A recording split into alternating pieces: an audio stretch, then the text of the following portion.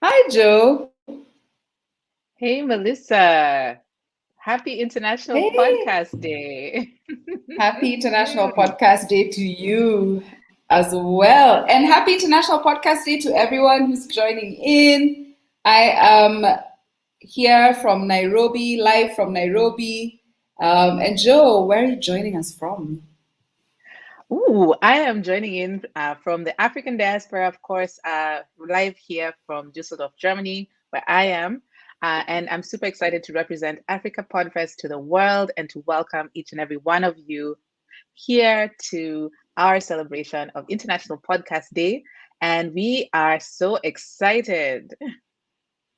Yeah, we're really excited because this is the kickoff of our Discovery Tour, where we are going to be stopping at different African podcast hubs between now and Africa Podcast Day 2022. So, this is the Discovery Tour, the Road to Africa Podcast Day 2022, which will be on February 12th next year in just a few months. And today, to kick off, we are stopping at no less than Lusaka, Zambia, where we're going to be connecting with the podcast community in Zambia, who are going to be joined by a podcast community from the Middle East and North Africa. So exciting. We would like to just shout out our partners for this event, Bongo Hive, Yellow Ray Digital, Hindenburg Systems, who are going to be hosting a workshop that we're just about to begin, as well as Kerning Cultures Network. Oh, yeah. And everybody who has joined us virtually, being super excited about this. I can't wait to get started with this. And I'm sure you have lots of questions about different aspects of the day. So, take a pen and paper, put it aside. You may not necessarily have heard about Africa Podfest or any of our partners, but by the end of today, you will definitely know way more. And so, just to kick us off today, we are extremely privileged to be able to welcome our partner Hindenburg Systems. Hindenburg is a Danish software company specializing in intuitive portable solutions for professional and consumer audio narrative producers. That's you, podcasters. We provide, or Hindenburg says they provide, innovative technological features that allow audio raconteurs like you and I to focus on telling a great story while the software ensures broadcast quality. And today we are super privileged to have one of the trainers from Hindenburg, who is Jonathan Hurley, who graduated from Berklee College of Music and worked for over 10 years recording music, film scores, and other audio projects. He has been the digital production specialist for Perkins School of the Blind, where he oversaw all training and audio related matters for the studio. So he's currently working at Hindenburg Audio, where he develops and leads training programs for podcast and audiobook production. Welcome, welcome, welcome. A very warm Africa Podfest welcome to you, Jonathan. And we want to see you. Where are you? I know you're just logging in right now. So Hello. welcome. Hi, Hi. And there Jonathan. you are. Welcome. Hello. Hi, Melissa. Hi, Josephine. Hi, everybody out there. Thank you for having me. I'm happy to be here for sure. And Hindenburg, I know has been looking forward to this and is happy to be a partner and to be hosting for sure. All right. Great. We shall let you get on with this lovely session. All right. And for everyone who's tuned in, you are in for a huge treat. So take out your notebook and just like get ready for a really great session. Take it away, Jonathan. All right, I will. And so, just for you folks out there, I am going to do. It's about an hour of just me yammering on, and then at the end, I'm going to do a Q&A where you can ask some questions about Hindenburg and how it works, or other things. I don't know. Ask about whatever you'd like. But if you want to ask some questions throughout the presentation, just go ahead and put them in the chat, and they'll relay them to me. They can interrupt me as I'm going along and all this. So it'd be good because I love hearing from everybody. So for those folks who don't know, such a great introduction, and I really appreciate it. Oh, also, if ever I'm think I'm sharing my screen and I'm not, and I'm just talking, um, let me know, Josephine out there. But I'm going to start sharing now, and just tell you guys a bit more about what Hindenburg is, and show you the idea, and hopefully it all makes sense to you. So Hindenburg is, as they said, is a software, um, and it's a software where you can. It's a DAW, which all a DAW is, if you ever you hear that term, is a digital audio workspace. It's just a fancy term, but it's just whatever you're going to be recording in to actually make your product, your podcast. Okay. And the thing is about DAWs is that most of them, as you heard, I'm a musician, and I come from that world, and most recording programs came from the world of recording music, right? And maybe some of you or many of you out there, do music as well, and you use different programs for that. And now there are many of them. There's so many, but there kind of are a few big ones that kind of control the market. All right, and for these music programs, they have all of these amazing tools that allow you to do different things and manipulate the audio and do all the stuff that you have to do when you're making music. And it makes a lot of sense when you're making music. So most people, when in the early days of podcasts, it used to be that audio was just on the radio, right? Vocal audio, that kind of thing, or audio books that were like books on tape that you would get maybe from a library or something, and they were recorded in a studio and no one knew how they were made. But now people have access to recording and doing all this from home. The difference is that if you're using a music software, it's going to have all of these tools and all of these various things that you don't necessarily need when you're making a show with you and your friend talking about cats or whatever it is that you're doing. So the idea with Hindenburg, which actually got its had its early days in Africa, because it was actually for trying to support community radio. Um, but the idea with Hindenburg is, how do we take recording and cleverly, hopefully cleverly, take all of the technical parts and make them so that you don't really have to focus on that too much, but it's all still there. But there are all these tools that can allow you to make it really easy to like put stuff together and make very elaborate productions if you want to, but you don't have to be bogged down in all these things. So that's my very not elevator pitch. That's my very drawn out, way of explaining it, but it's important. So that's what a DAW is. And I just gave this presentation a little while ago, which compared three of them. It was comparing Pro Tools, Hindenburg, and Audacity. Audacity is probably the one that most people go to because it's free. And I kind of talked a little bit about like what is the difference between the three things.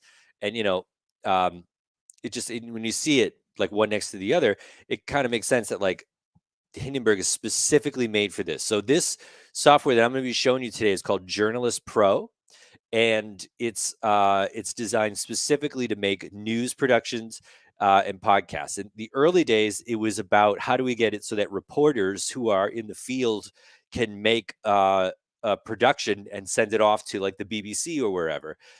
How can you fully produce something and like in the field, so all the effects, everything is designed to be very easy to use. Okay, so I'm going to just show you a couple of things to just show you how to do it, and we're just going to do some really basic stuff when we're first getting going, which is just how do we like pick a microphone, arm a track, what am I looking at? All right, and so for those folks who don't know, this is just, I'm going to be in the program kind of telling you like, how would I start doing anything. I don't know where everybody's at with their podcast. Maybe some people have been doing it for a long time. Maybe some people are wondering, how do I begin at all? So I'm just going to show you like the basics, different types, and kind of work up from there. Okay. And so here's Hindenburg. This is the actual program. And let's just talk a little bit about what I'm looking at. Don't pay attention to that. I'll get rid of that. Okay. So this is what it looks like when you open it up, right? And what you have here are these different tracks, and they come preloaded, but you can have them be whatever you would like. Okay. So here's this. That's how that works. And there are these buttons up on top, right? And these are just like very common buttons that you would use. And next to this, there's some stuff here, which is just like very common editing tools. And that's sort of it. If you open up a different recording program, you'll notice that there's maybe a lot more stuff up here. And that doesn't mean that it's not there in Hindenburg. It's just kind of hidden. And the same thing here. All programs that you open up, like if you're watching this video and you're using a browser and stuff, it's going to have all these, like Chrome or Firefox or Safari. It's going to have all of these tools, right? So it's going to have all these tools. And if you notice these drop down menus here, there's just also not all that much. Again, it's kind of deceptive how simple it is, but that's sort of the idea. All right. So here we are here. Oop, I'm just going to get rid of that. All right. Now, if I wanted to record something, okay, all I would, everything that I need to access is right here. I'm just going to do something real quick while I'm sharing things here. I'm just going to turn off my camera for a quick sec. And I could turn it back on if you would like me to. So just let me know if you would. Just go ahead and chime in there. All right. So here we are, Hindenburg. I want to record something. Well, some in other programs, you might have like a separate window. You might have seen like a mixer window or other things that you like go to, and maybe that's a little bit confusing. Or there's this like automation window and other programs. So like you draw, like if you want to fade up some volume and stuff like that. That isn't really here like that. Because again, the idea is like it's all in one place. What do I need to do? So even recording, right? All the stuff that you need for the tracks and everything is up here. And by the way, we put some links into the chat, and hopefully we'll put them again in a couple times. There's a 7-day, there's a trial that I put in there, and there's of course a special promotion which just happened because it's International Podcast Day. So it's very, something that's like 40% off. It's very cheap at the moment. And then there's a Facebook community which I would definitely urge you all to come to, just because there are updates for these training sessions, which we do, and it's all free.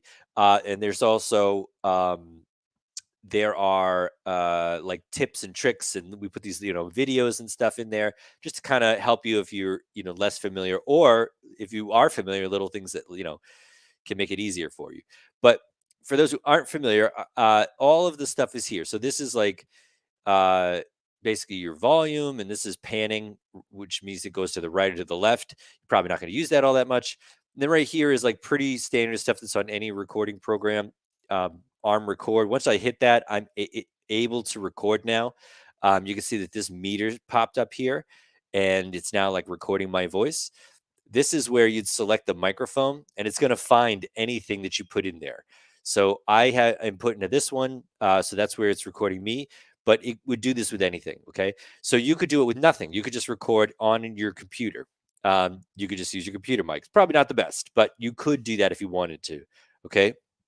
And then once that's there, I can just record here, all right? So if I'm recording, this is what happens. It's playing my audio, and it looks like this, right? So what you're seeing there is my voice that's being recorded. And the idea of why it's in red is that it's in red because it's like the on-air light for a recording booth. That's the idea. So when I stop it, it's kind of highlighted in gold there. And that means it's selected, okay? That chunk of audio is selected. I'm just going to do something real quick because something was turned off. Okay. All right. So now I've got this piece of audio here, right? And I'm just zooming in and out, all right? So this piece of audio is selected. This is called a region. And everything I've done so far is pretty standard in any audio program.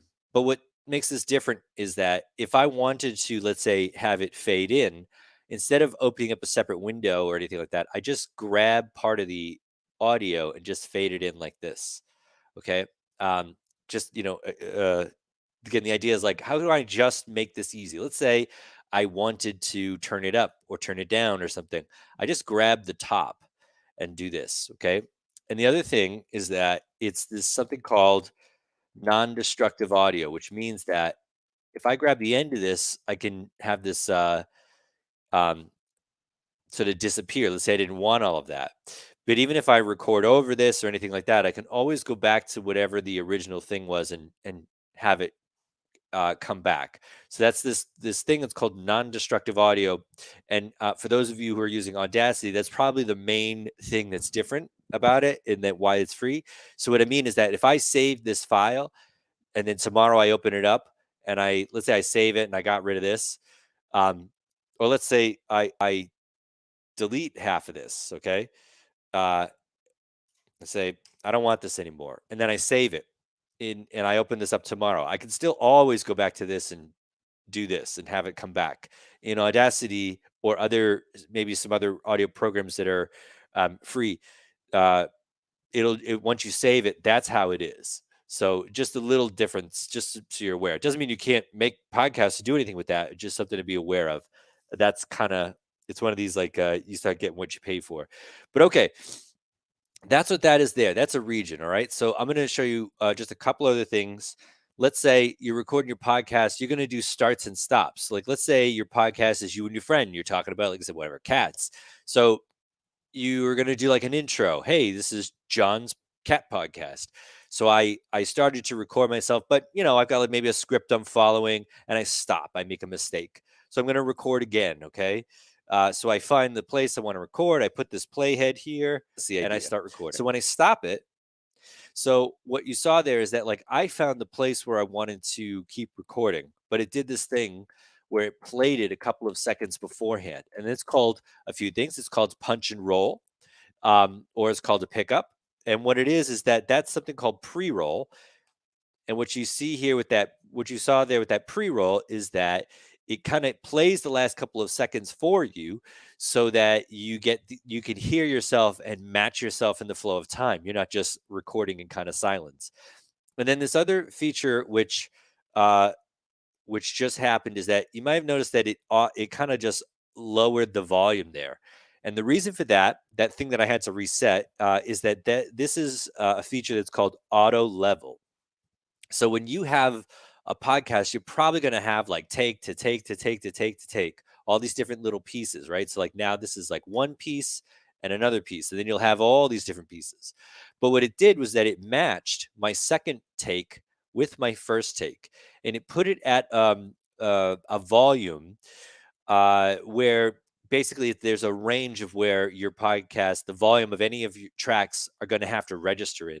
And so it automatically does this. So the idea of like mixing at the end and like turning up, the individual parts and such, you really shouldn't have to do that much with this, because it's kind of meant to be set it and forget it. Like you just turn it on and you do your thing, you record, and then it matches take for take. So this is the same volume relatively as this, and then the next take and the next take and so forth. Okay. So that's the idea. And if you do that, especially if you have like a very elaborate podcast, it ends up being a big deal because you don't have to do all that much. So I'll just see if I got a more elaborate file here. So here's one that's, this is a pretty elaborate, show. There are a lot of parts and sections, but it's basically the same thing that I was just looking at, right? And if you have to like individually adjust all the volumes, it takes a long time. If it does that automatically, it makes life really easy. All right.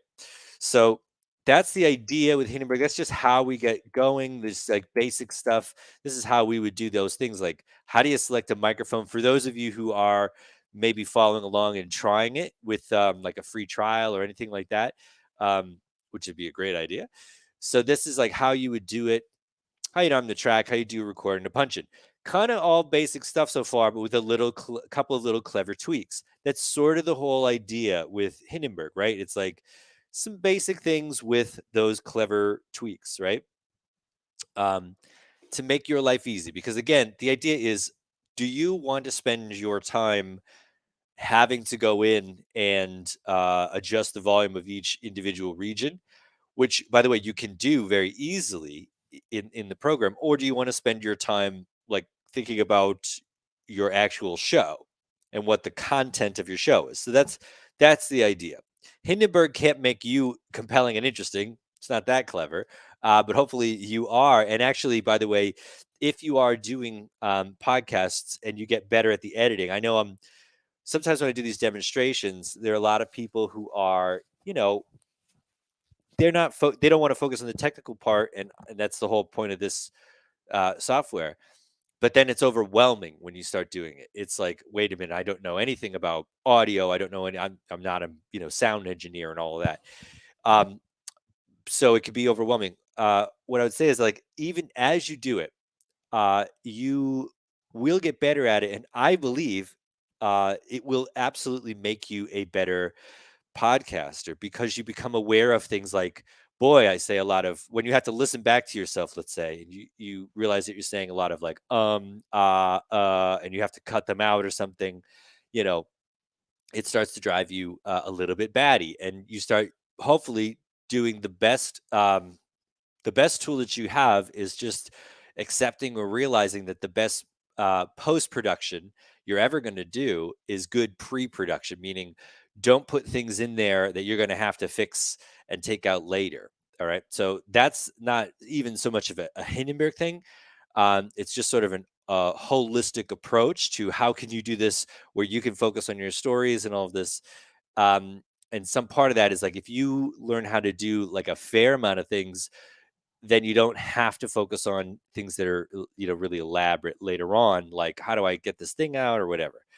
Okay, but we're going to talk about something that's a little bit more elaborate. So the thing I just showed you is kind of like it's sort of like if you were doing a podcast of one person, just you're just turning on the microphone, starting to record.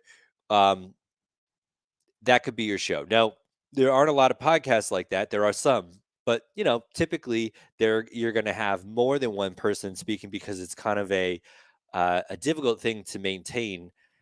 To just have a podcast of one person. It exists, but it's a little bit trickier. So usually you'll have some other people, guests, interviews, other things like that. So we're going to listen to this next thing. I'm going to show you and talk to you about what it means to do a roundtable recording. Okay, so a roundtable recording is just what we're calling it, or what it's called. But what it means is that when you have more than one person in the same spot recording, basically like sitting around a table. You don't have to be around a table, but it means when you're in the same room with somebody and there are different microphones for different people and you're recording all of them. This is an example. Jamie, why are we here? We're here because my dad's written a porno. Your dad's written a porno? Erotic literature. Why?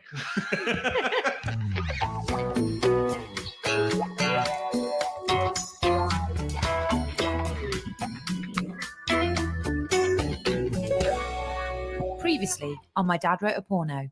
Jim grunted and Belinda thought she felt something entering her pussy. Oh my God. If you have to ask. Did the man know he was only tickling her? Poor Jim. All right. So, I was saying before, we were saying backstage, it's I forget about that example every single time that's the example we use in the presentation. But so what you had there, content aside and music aside and such, is you have a couple people speaking and they're all in the same place and they are doing a quote unquote round table recording. I'll talk a little bit about putting in music and intros and outros and stuff like that later, but let's just start with like, how do I do this at all? How do I just get things to happen? And then we'll go from there. Okay. So, the next things are how you do this. So how would you deal with multiple microphones, recording? We'll look at a little bit of like what multi-track editing is, and magic levels, which is this cool feature in Hindenburg, and then how you would take in and out little pieces of music and get into some of these cool little tools that we have here. So that is the idea. But you know what? Before I go on, let me just do this. Let me just check in with everybody here. I'm just going to stop sharing because I like to check in and not just go on and on and on. Okay. So We don't have any thumbs ups or any emoji icons or anything like that. But if you do have questions, go ahead. Like I said, put them in the chat as I keep going, and we'll answer them as I go along. But there'll be that 20 minutes at the end where hopefully I can answer any questions that you have. But since I don't see any, I'm just going to keep going. All right. Okay. So, okay. So the idea with a roundtable recording, how would we deal with any of that? Okay.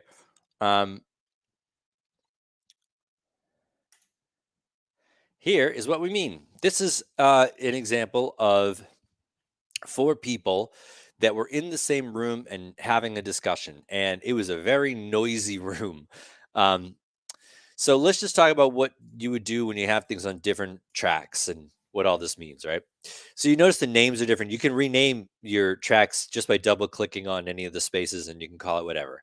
You can also add tracks very easily. There are a couple ways of doing it, but just right on the session, if you just right click, which is what I'm doing here, you can always add a track. All right, so just like that, there's my new track, and then I could just delete a track too. All right, easy. So here we have these 4 tracks here. And by the way, these buttons that are here, mute and solo, the reason those are on any DAW is because sometimes you need to mute everybody else's track and hear a piece of audio, or you need to solo it. Like, I just want to hear this track. I don't want to hear anything else, especially as they get more complicated, right? So if I were to solo this track, I press S, and you see that little S comes in. Now, what you hear here is this. I'm Stephen Liccardi. I'm a social worker, spoken word poet, and performance activist. Okay. And then if I unsolo it. I'm Stephen Liccardi. I'm a social worker, spoken word poet, and performance activist. Hopefully you could hear that. You heard this little bit of like, it's not quite an echo, but it's kind of got an echoey sound to it. And what that echoey sound is something called mic bleed. All right. And we chose this example because it's really pretty bad here. Yours probably won't be like this because you'll take some precautionary measures and you'll use kind of the right types of microphones. I didn't want to go too far down the rabbit hole with different types of mics, though I'm happy to answer any of those questions in the Q&A. But the idea, if you've heard these terms like dynamic and condenser and pickup patterns or any of this stuff, like what it means, basically, if you think about your iPhone, right?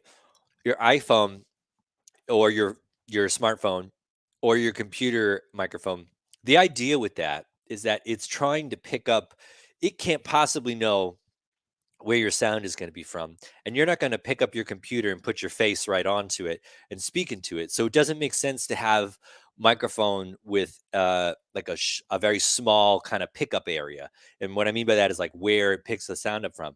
It wants to have a large one so that you can kind of speak relatively close to the the microphone of your phone or computer, and it'll pick it up. But that is why it has that big room boomy sound.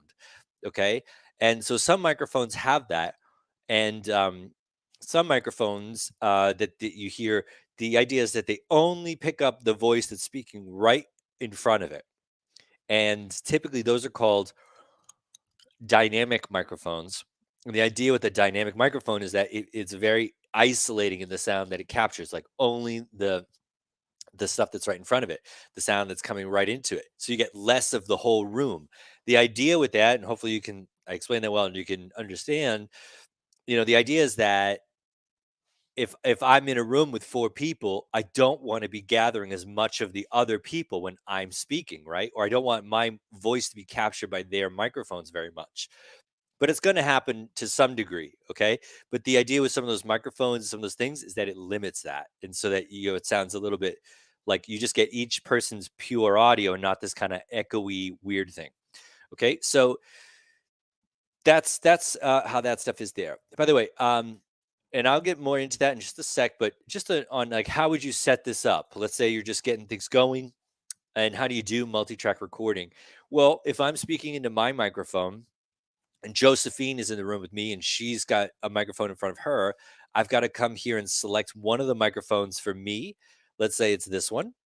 Okay. And then I'd select one of the microphones for her. So I'll just pick this microphone. And then I can just record the tracks just like we did before. But now I've got two different tracks going. And then when I start recording, introduce yourselves to our listeners.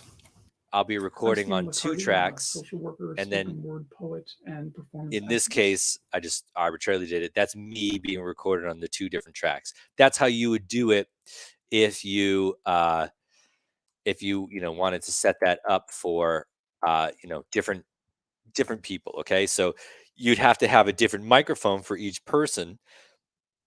Then you'd select, hey, on this track I want John into this microphone, and this track I want Josephine and onto this microphone.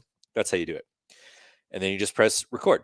So that's what's happened here. These four people got into a room. Somebody said, record, just start doing it. So there are all these really cool tricks after you do that you can do with this. Okay. I'm just going to show you like how to do this multi-track editing. So, but first we need to just talk about what is editing. Okay. So editing, you see this when I click on any one of these regions, I just start doing this stuff here. All these guys kind of light up because these are like common editing tools. So I'm going to show you some, and I might do some things using key commands. Key commands are just like little shortcut keys. If I do something like, for instance, I'll make this little selection here and I go over here and I want to cut it away, I can come up here and do that, or I can just use a key command, which is very easy. And by the way, there's this thing that is not here on mine, which I should show you, which is the transport. Yours will have this thing here, this transport bar, and it'll probably be at the bottom if you're doing a trial or something like that with Hindenburg.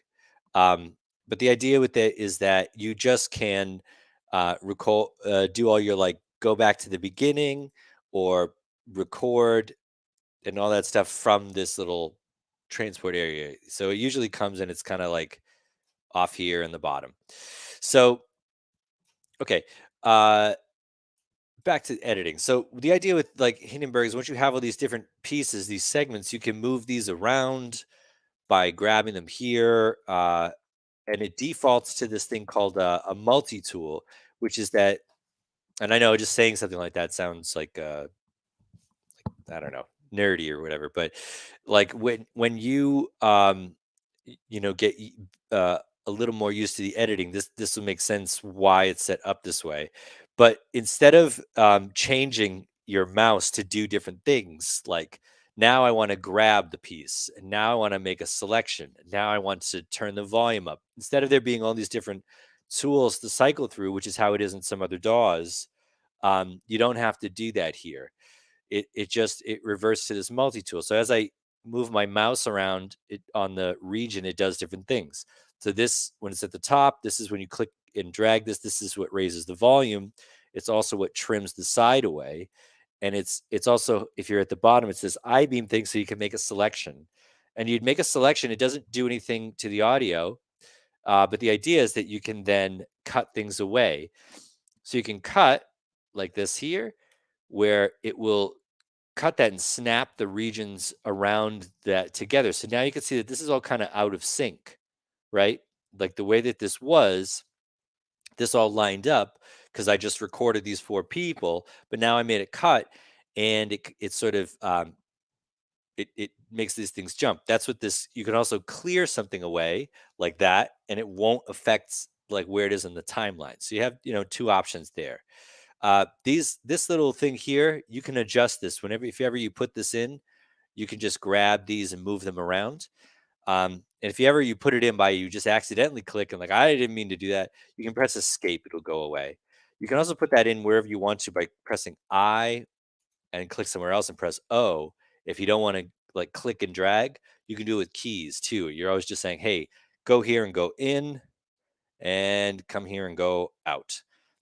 They're called in and out markers, the red and the green.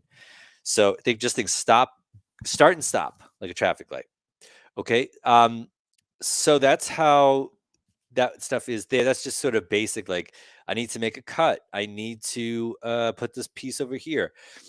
But what if I wanted to do that across multiple tracks? Here I make this cut, but it moves this, and now this is out of sync with these tracks below. Well, what you can do is, there are a couple ways of doing this. You can drag sort of across all these tracks. And if you see on the left side, these are all selected now. Now, if I make a cut, they all cut together. So that's one way of doing that. But you can also do this thing, which is pretty cool, which is that you can link the tracks. So what that means is that I came over here and I just selected them all. Just pressed shift and selected these different tracks. If I right click here, I can link the tracks, which means all of these are linked together. So if I take this and I move it, it's going to move it for all 4 parts. So if you're especially not feeling great about your clicking and dragging with your mouse, this is a really good way to just take entire sections and move it. So I just selected all the stuff, and you can move whole chunks around of your podcast. Okay. You're probably going to need to do that when you get into editing if you're making a podcast that's a little more elaborate, because it's like you want all these different parts and sections and you want it to flow right and all that kind of stuff. So sometimes you need to take a section, just kind of move it away or something like that. Right. So that's the thing you could do. You also can, I'm going to unlink the tracks. So now they're just separate again. Okay. But let's say I wanted Bob and Sarah only to be linked. I do the same thing here. I just press Command and I selected which ones I wanted. And then I can link these tracks, and then Bob and Linda only will be linked together. Also, let's say you edited and you had all your timing right between you speak, then I speak, then you speak. You could do that, get it all set up, and then, just kind of move them together. That's why you'd want to, link the tracks. So again, a lot of these little clever, I call them quality of life improvement hacks. It's like a collection of little things that you go, oh, I wish I could just do this thing. And now you can't. So here's another thing. I'm going to select everything here. Okay. I did that, by the way, of pressing Alt, Control, and A, or Option Command A on a Mac. And so I selected it all, right?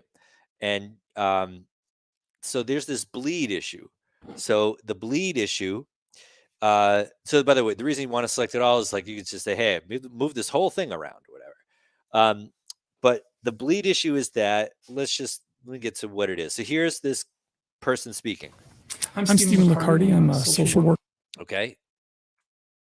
Back some steps here. I'm Stephen Licardi. Okay. So the little, his microphone was being picked up into these other people's mics. So we want to eliminate that. Now, what you could do is you could do some of that editing that you saw me do, and you could go in and take that all out one piece at a time, but that's very time consuming. So there's this little tool which you can use, which is called Magic Levels. And it's up here in this tools drop down. There's a key command for it too. Okay. So this Magic Levels did that. What it did was it took, here's that person speaking on that top track, right? So you can see that where it hears, it can detect this person speaking. So it keeps that volume, but it lowers the volume of anywhere that they are not speaking. The idea for that is to eliminate some of that bleed, some of that microphone bleeding into each other thing. Okay. And what this is here is this just allows you to turn up, how much of that you're doing. And hopefully you can see that that's kind of damping that. All right. So now when you listen to this, we got to close it. All right. I'm Stephen Licardi. I'm a social worker, spoken word poet, and performance activist.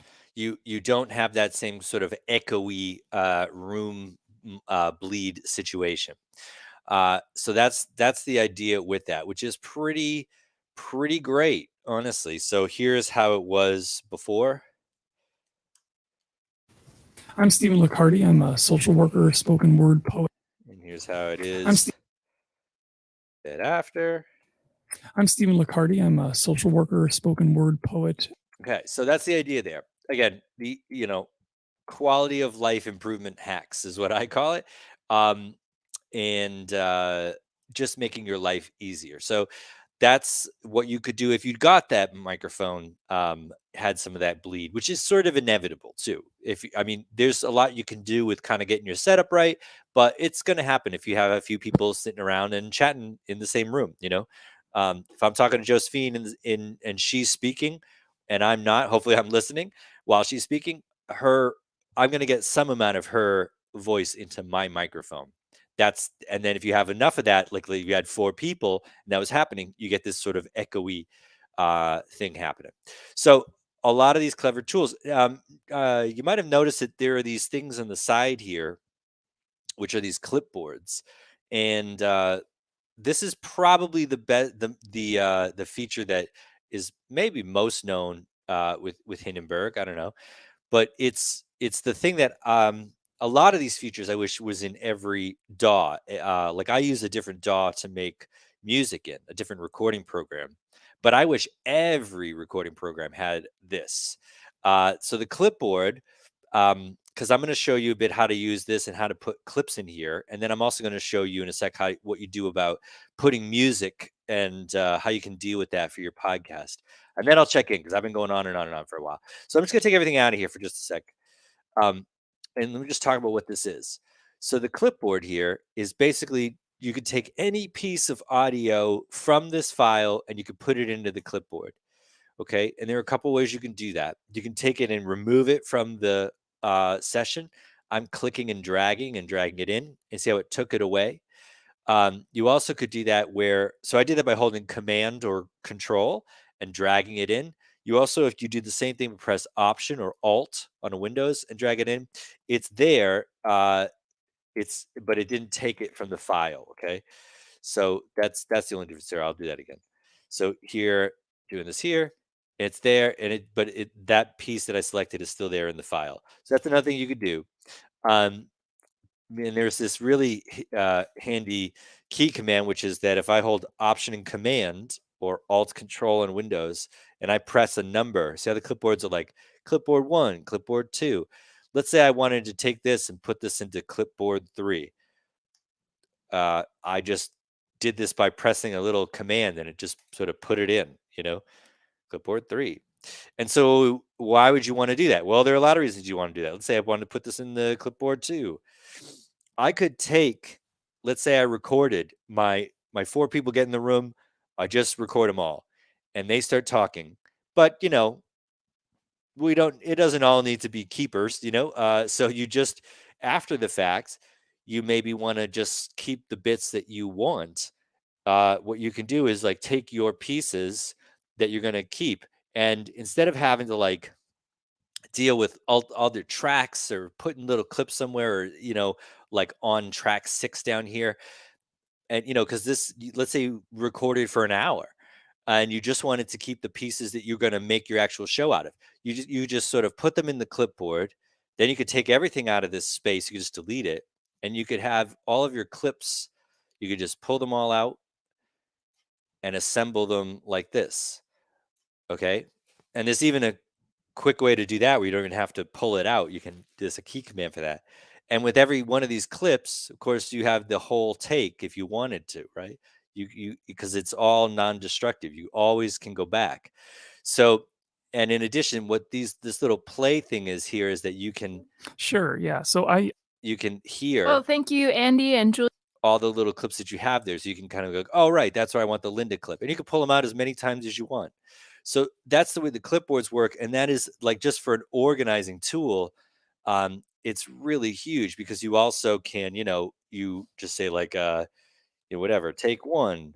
And, that oh, that's the first, I want that in there. And it puts it on the, it labels it here. So you can organize yourself and do these things very easy. I mean, you just type onto the audio itself, this is the Sarah bit. I know that, okay, here's Sarah speaking, whatever.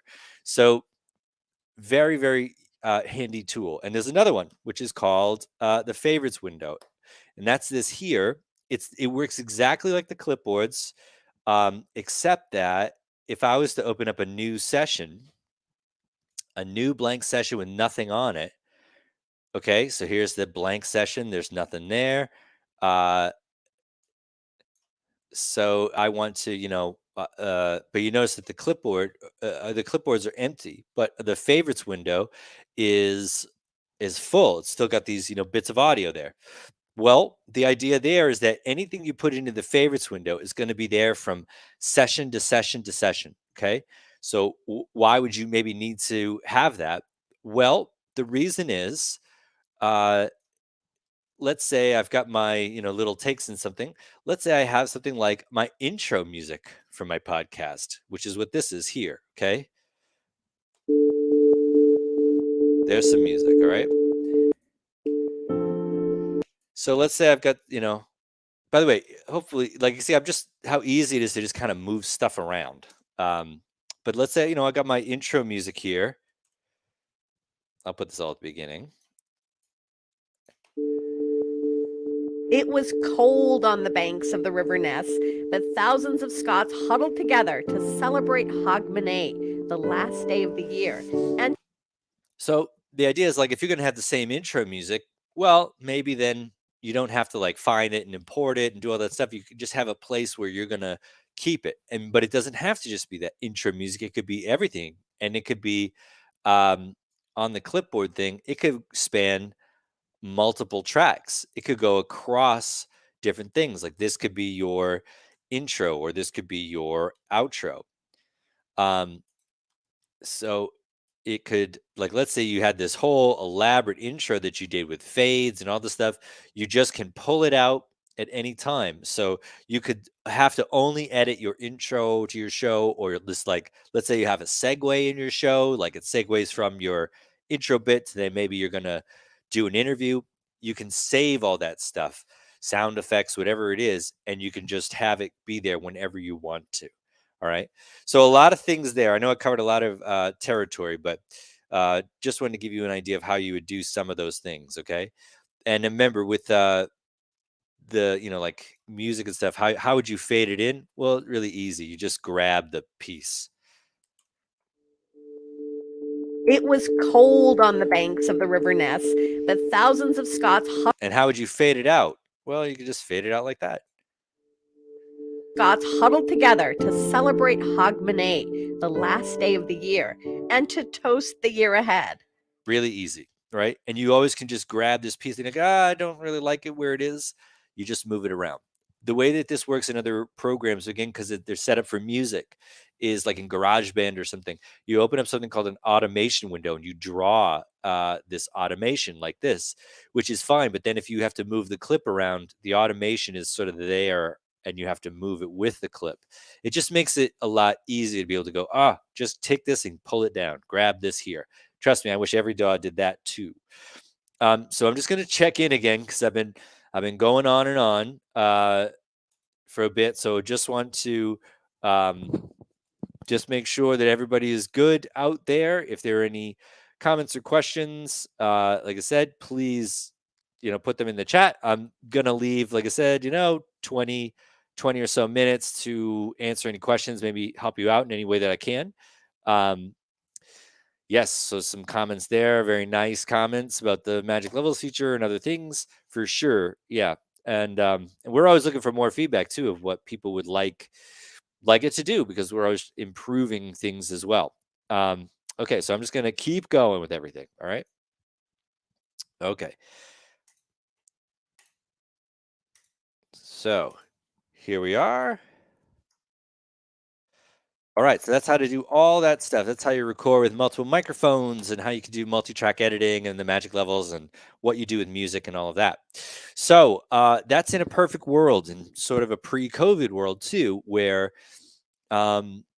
people were all gathering in the same room. But, I'm here, I'm in America. Many of you are in another continent or a few continents around the world.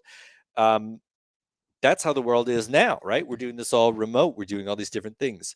So we're going to call this a phone interview, but what we mean by that is like a remote interview. How would you deal with things when your people are not going to be gathered in the room together? And just going to also turn my camera off real quick. Okay. And Josephine, ever if I'm sharing and it's not working out, like I should be sharing, but I'm not. I'm notorious for that. So let me know. Go ahead and chime in if that's happening. But I think we're good. So here it is. This is what we mean by a phone interview. Charles Bolden is a former astronaut and NASA director and told us about the strategy. During the Obama administration, we targeted Mars as the ultimate destination for humanity, but said we would spend 10 years, the decade of the 20s, in lunar orbit and then eventually down to the surface. But why would NASA start with another moon landing instead of going straight to Mars, the real target? Trying to make sure that the technologies that we need to push humans onto Mars are pretty well proven. Okay, so you guys know what a phone interview is. Again, we mean remote interview. It means, let's say you have your show, and by interview it could be whatever. Like maybe your co-host is in another country, whatever it is. We mean that you're going to be doing this over Zoom or Skype or whatever it is, and you'll be recording your other person. So if you can recall how I set up 2 tracks, right? I just set up a track for my microphone. I said, put me on this microphone. And let's say I was in the room with Josephine. I'd say, put Josephine on microphone number 2, because I got 2 microphones and 2 inputs. Okay. That's how you do that. And then you just start recording them together. Well, it's actually the same way here. There's this, you open up Hindenburg, of course, and you say, okay, I want the input of that to be this thing called the Hindenburg audio device. I'm going to show you a little video that explains this in a second. But it's basically a microphone. You say, I want this microphone. And then on the output of wherever you're recording from, let's say it's Zoom, you say, hey, Zoom, come out of Zoom and go into Hindenburg. And that's it. That's basically what it is. You just have that. It's called Hindenburg audio device. And on Windows, it's called, oh shoot! It just went from my brain. It's basically the same thing. It doesn't say Hindenburg, but it's the same feature, and it will just automatically go into the track you're recording on. Okay, so this is the idea with what I mean. So you have a Mac and you would like to do a remote interview. This is now a lot easier with the latest release of Hindenburg. Hindenburg now comes with its own audio device that will let you route sound from applications like Zoom or Skype directly into Hindenburg. If you're new to Hindenburg, this might not sound like a big deal, but if you have been with us for some time, then you might have encountered Soundflower. But that is no longer needed, and the latest installation of Hindenburg can even remove Soundflower from your computer. In the input selector, we find a few changes. One is that Soundflower is no longer there, but more interestingly, we find a new device that is called Other Applications. This is the Hindenburg audio device. So how do we use it? Let's try to record a call from Skype. In the audio settings in Skype, we set the output, here called speakers, to Hindenburg. And that's all there is to it, really. Back in Hindenburg, we can record using other applications. If you are recording a Zoom call, FaceTime call, Google call, or anything else call, then it's the same procedure. Set the output in the application you're using to Hindenburg, and in Hindenburg, record from other applications. We do hope that you'll enjoy this new feature. Okay, so the idea there is that you would record your stuff. Your person. You just set up a track and you say you basically say select Hindenburg in Skype or in Zoom or anything like that. And in Windows, it was already there. It's something called communications device, but it's just like picking a microphone. So you can do the recording. You can import everything into Zoom. A lot of people do that from and I'm saying Zoom, I'm referring to the streaming service Zoom, but people also have Zoom recorders where they record everything and then they put it into Hindenburg. That's another way of doing it. But to record remotely, you actually could just go right into the file itself. So pretty handy stuff there. Okay. So, we try to think of everything that you would need and give it to you. All right. So we talked a little bit about how to add in and do use the clipboards and all that kind of stuff. I just want to show you one example where you also can do this. And I do this, if any of you have ever come to these trainings that I do, we that's a lot of the examples I'm just calling up here. And the idea is you learn how to not only you use some of these clever tools to be able to do things like craft a more detailed story. So you see these markers that are here and such. You can mark up your file and learn how to do that so that you can say, so the markers aren't in the audio, they're just connected to this timeline, which is up here.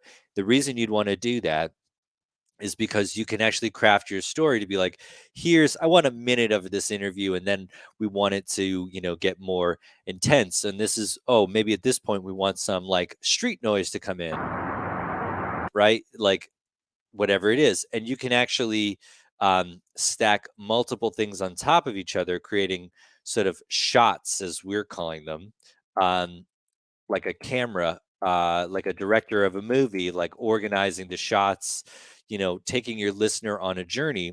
And you can use a lot of these like clever tools to take these individual parts, and you could drag them into like a clipboard or something. And then later on, you could drag all the parts that span, multiple tracks out. So you could have, different, you could tell your story and have it go to places. That's, it's pretty great. You also have these, this feature. Let me just give a good example here. Let's get one. So you have something like this. Let's say this clip right here. You knew that at some point here, they want to diversify the area. Elliot Sklar is a professor of... Let's say right when she says Elliot, right when that happens, you want this bit of music to come in there. But you're going to move this piece of audio around. So it's like, how do you get, if only you could put a marker like I did on the timeline, but have it go right and stay with the region. Well, you can. That's what this thing called a cue point is. It's this blue marker that's right there. And as I move this region around, it moves with it. So the point of that is right when she says Elliot, okay, I want my little bit of music to come in there. Okay. Just deleting stuff I don't need. All right. So Elliot Sklar is a professor of urban planning. And then I know that is right where that happens, right? So then I could you can always grab, I'm just pressing shift, and I can select multiple regions. Then I move these together. That cue point stays with it, and anything else, stays with it too. So really handy tools to be able to like grab different sections and create like montages of audio, not just, okay, I learned how to press record on my, Mac or my whatever computer, and now I can go. That's like step one. And then it's like, well, how do you really make something with it? These are some tools. There's also this thing that is really handy, which is that it's called a duck or a sound bed. Okay. And basically it's this. I'm really over exaggerating it, but here's the idea. Let's say when she says this. He says now more than ever, space in Manhattan is scarce. Okay. So let's say you wanted that music to come in there, but then you wanted to duck down. That often happens, right? Where you want a little piece of music to come in, and then you want it to maybe duck and be a bed, a little sound bed underneath you speaking. So again, instead of having to like draw this out or something like that, you just make a selection of like, this is the area I want that sound bed to be in, and then I just pulled it down. That's all I did. I just made this here. I said, this is where I want it, and then I just drag down like that. So now it would be like this. Elliot Sklar is a professor of urban planning at Columbia. He says now more than ever, space in Manhattan is scarce. And it makes sense the city would be looking. So very handy tool, a duck making a sound bed like that.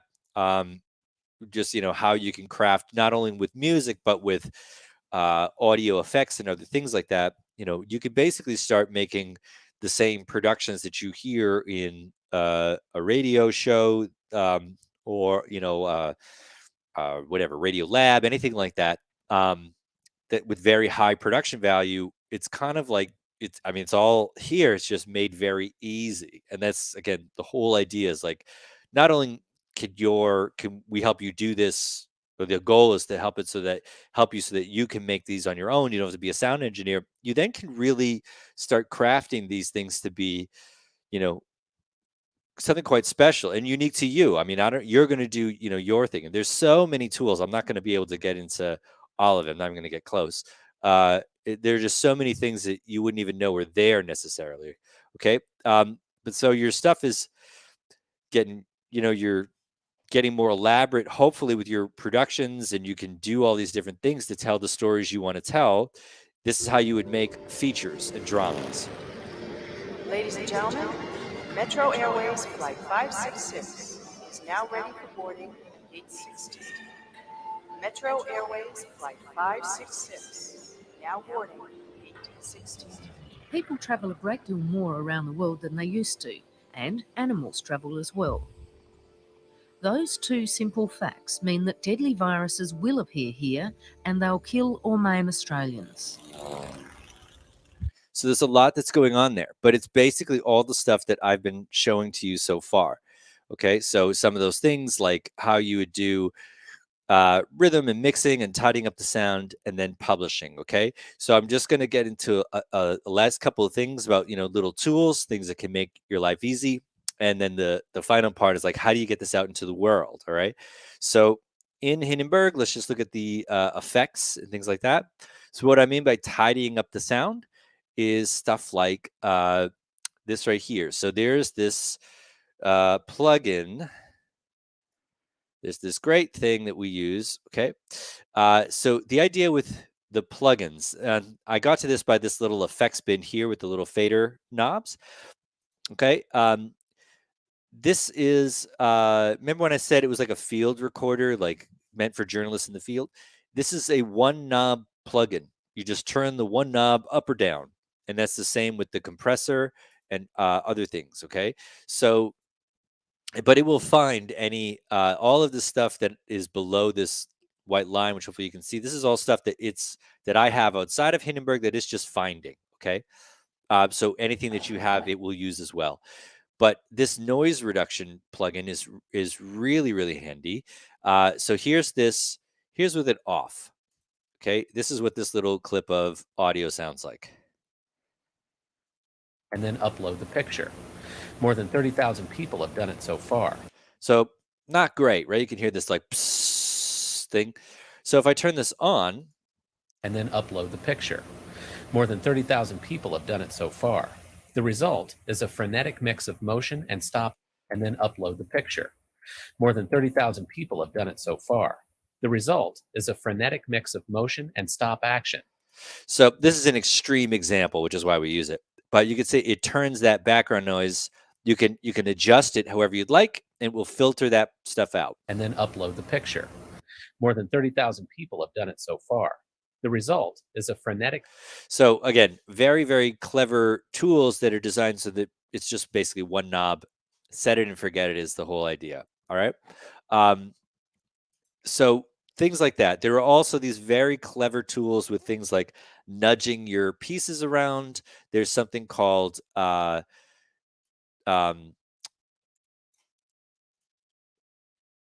stretch, which I'm going to show you in just a second. And so what time stretch is let's say you had this little clip here and you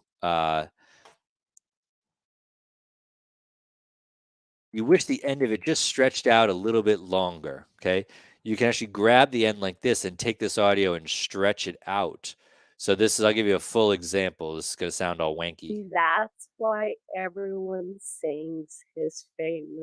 So no good, right? But the idea is that if you have this bit of audio and you just wish it stretched a little bit more to you can do this and just sort of stretch it out, which is very easy. I press Option Command and I'm at the side of the region and I can stretch it like that. And so again, why would you need to do that? Sometimes you want something to flow into something else, and you just wish you could kind of grab it, okay? But for most other things, you're going to be able to do this stuff where you can nudge regions around like this, and you can just sort of grab things. And I'm doing this by using the arrow keys and say, oh, I just wish this, like let's say I had a marker here. Oh, I just wish that this all I could nudge right to this, like that. A lot of these simple tools to kind of fix the rhythm, like final production, and then it's going to go somewhere. Like what happens at the end? You've got your whole file, you've been working on it, it's beautiful, you're ready for it to go. Well, in all programs, you would have this option of exporting it out, like because you have to get it out into the world. So you'd export the whole file. There are different ways of doing this. Hindenburg has this feature, which is called, so you could do that here too. You can export it and you could do this thing. You can make it a wave. And this is another major feature here, this thing called loudness. So when you put your podcast out into the world, it's going to have to be at a certain level of loud, okay? And what that means, certain level of loud, is that it plays at a certain rate, okay? It's and the reason for that is that, like, if I'm Spotify and I have hundreds of podcasts coming in, I need to know that from one to the next that they're all the same relative volume. It wouldn't be very good if one was drastically louder than the other. So what Hindenburg does is, instead of having a meter that we have that too, you having to follow that along, and you're wondering, like, is this part too loud or this or that? You just set the end loudness to be at a certain level. So that's a pretty huge feature. Believe me, that's probably one of those little details that if you're actually taking the stuff and putting it out in the world is pretty great. It just automatically does it. And it also has this publishing feature, which means that instead of I export it out, it goes to my computer, I take it from my computer and I put it to my hosting site, which puts it out into the world, whichever one you want to use. It has, we have these targets here where you can do that. So you would sign in to your account. You call this, whatever, podcast 1, and I should type that correctly. All right. And then here's where I could say, okay, I want this to be an MP3 file or whatever. Here's that loudness thing again. And so if it's a podcast, it's probably -16 is usually the standard. But whatever it is, and then you just type in your username and password wherever your podcast is going to be hosted. If it's listed here, and then you just, it would automatically go into your account. So it's a pretty, useful feature where, again, it just, saves you the step of like exporting it out and publishing it, and putting it in there. It's like you just can export it right to where you need to go, and it takes care of all of the loudness and all that kind of stuff as you do it.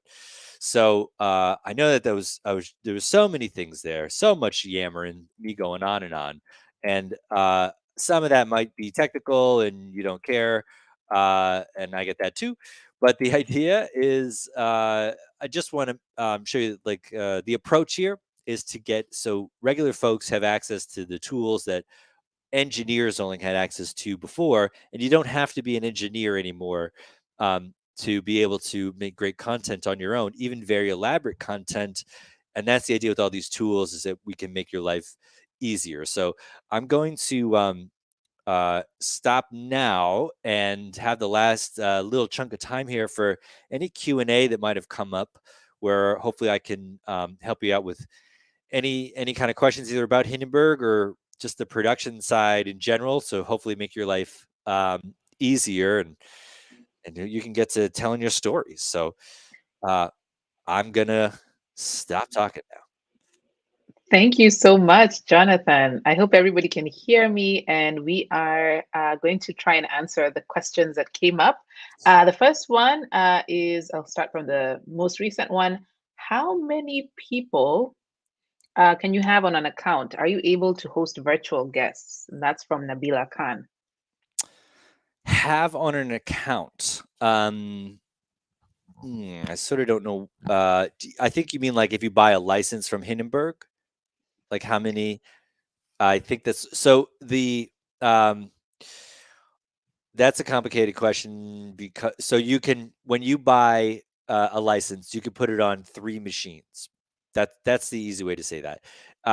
There are different scenarios for like education programs or other things like that. I would just direct you to support with anything that's more complicated than that because there are different programs, different rates for other institutions, but for the most part, you buy it and you would have it on your machine. You could put it on 2 others.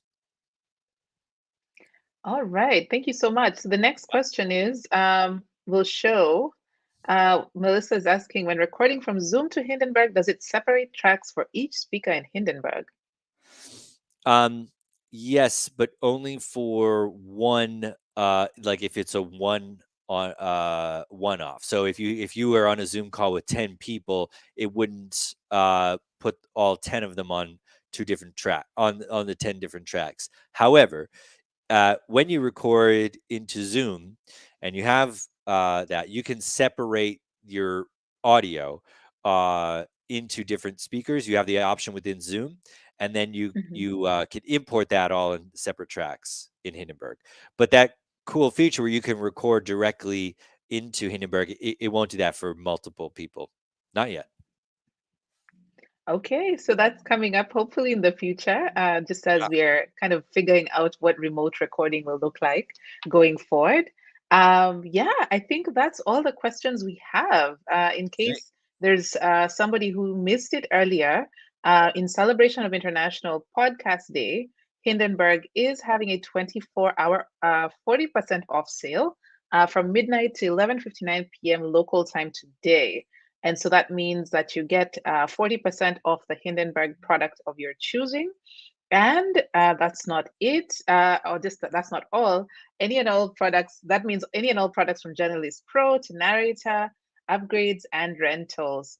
And so the link is in the comments section as well. And you will be able to join with other Hindi users once you've signed up. On the link in the Facebook group that's in the chat section as well. Thank you so much, Jonathan Hurley, who is a Hindenburg trainer, among many other titles, coming to us bright and early to share what he knows and to answer many of our questions as well. So thank you. And please wish everybody at Hindenburg a great International Podcast Day. We've really learned a lot. So I'm going to invite Melissa to kind of, close out this particular section. Hi, Melissa. Hi, Jonathan. Thank you so much. Thanks, Josephine. We really loved, I've been just seeing the comments on YouTube participating, and it's clearly really exciting and easy to use Hindenburg. A lot of people are saying some of the tricks in there are magical. You've inspired some people to get into podcasting. Just checking out comments. Yeah, so we're hoping to see people trying out Hindenburg and jumping into the podcasting game. So thank you so much, Jonathan, for taking the time to join us today. Just one other thing we already said, but that community, the Facebook community, it is free, and we do these trainings and other things that are also free. So if you want to come to that, even if you do the free trial, you're just like curious about it or podcasting in general, you can go to one of those trainings and just learn about it. So, but you'd know when the trainings are happening by that Facebook community. Fantastic. So join the Facebook community, people. You've heard it here. Straight, direct from the source. Thank you so much, Jonathan. Thank you very much. Thanks for having me, everybody. Have a great rest of the session. Thank you. You're welcome. Thank you. Bye. Bye. Bye.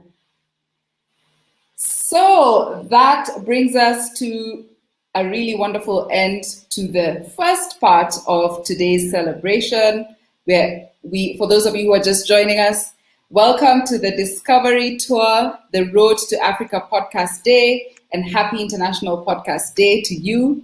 We are today connecting with the podcast communities in Zambia and North Africa. And we have just had a wonderful, really cool workshop from Jonathan of Hindenburg on editing. Up next, what is coming up next? We'd like to introduce to you our partners and really great community coordinators in Zambia who are going to introduce themselves. They run a social media digital marketing agency called Yellow Ray Digital, and they're also podcasters, they're media makers, they're storytellers. Welcome, Belia and Adele. How's everyone doing? Hi. We're good. How are you all? We are good. We are excited. We are living our best lives here in Lusaka, Zambia. We are doing the most and we're bringing you the energy you deserve. Yes. We love to hear it. Tell us about who you are, what you're doing, what's popping in Lusaka in the podcast community. Yes. Great. So this is exciting, obviously, for us. So my name is Adele and my name is Belia. Yeah, so there's two of us. Yeah, so of let's course. introduce ourselves. Yeah. So Belia and I are obviously really, really super passionate about everything pro-African, everything just about making noise for our country, making noise for our city. Obviously, Lusaka, stand up. Yes. So right now there's a lot of buzz, especially around this event. All of the podcasters that we are going to have on today's session later on are super, super excited. So it's not only created a buzz for the people that are already doing podcasting, but for the people that would love to do podcasting. Lots of people are, drawing inspiration from other people that are doing podcasting in Africa. Right. So it's just a matter of time. But I'm hoping Exactly. that this community will grow and we are super excited to be here. Exactly. Yes. All right. Thank you so much for that intro. I think we're going to be hearing a lot more from Zambia in the next session, but I see some amazing people waiting to join live.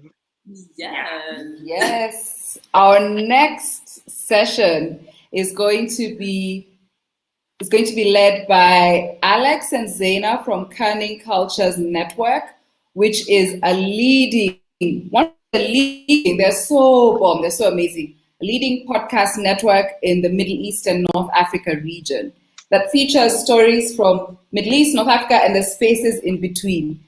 And these guys have produced award-winning global level podcasts. They're no joke.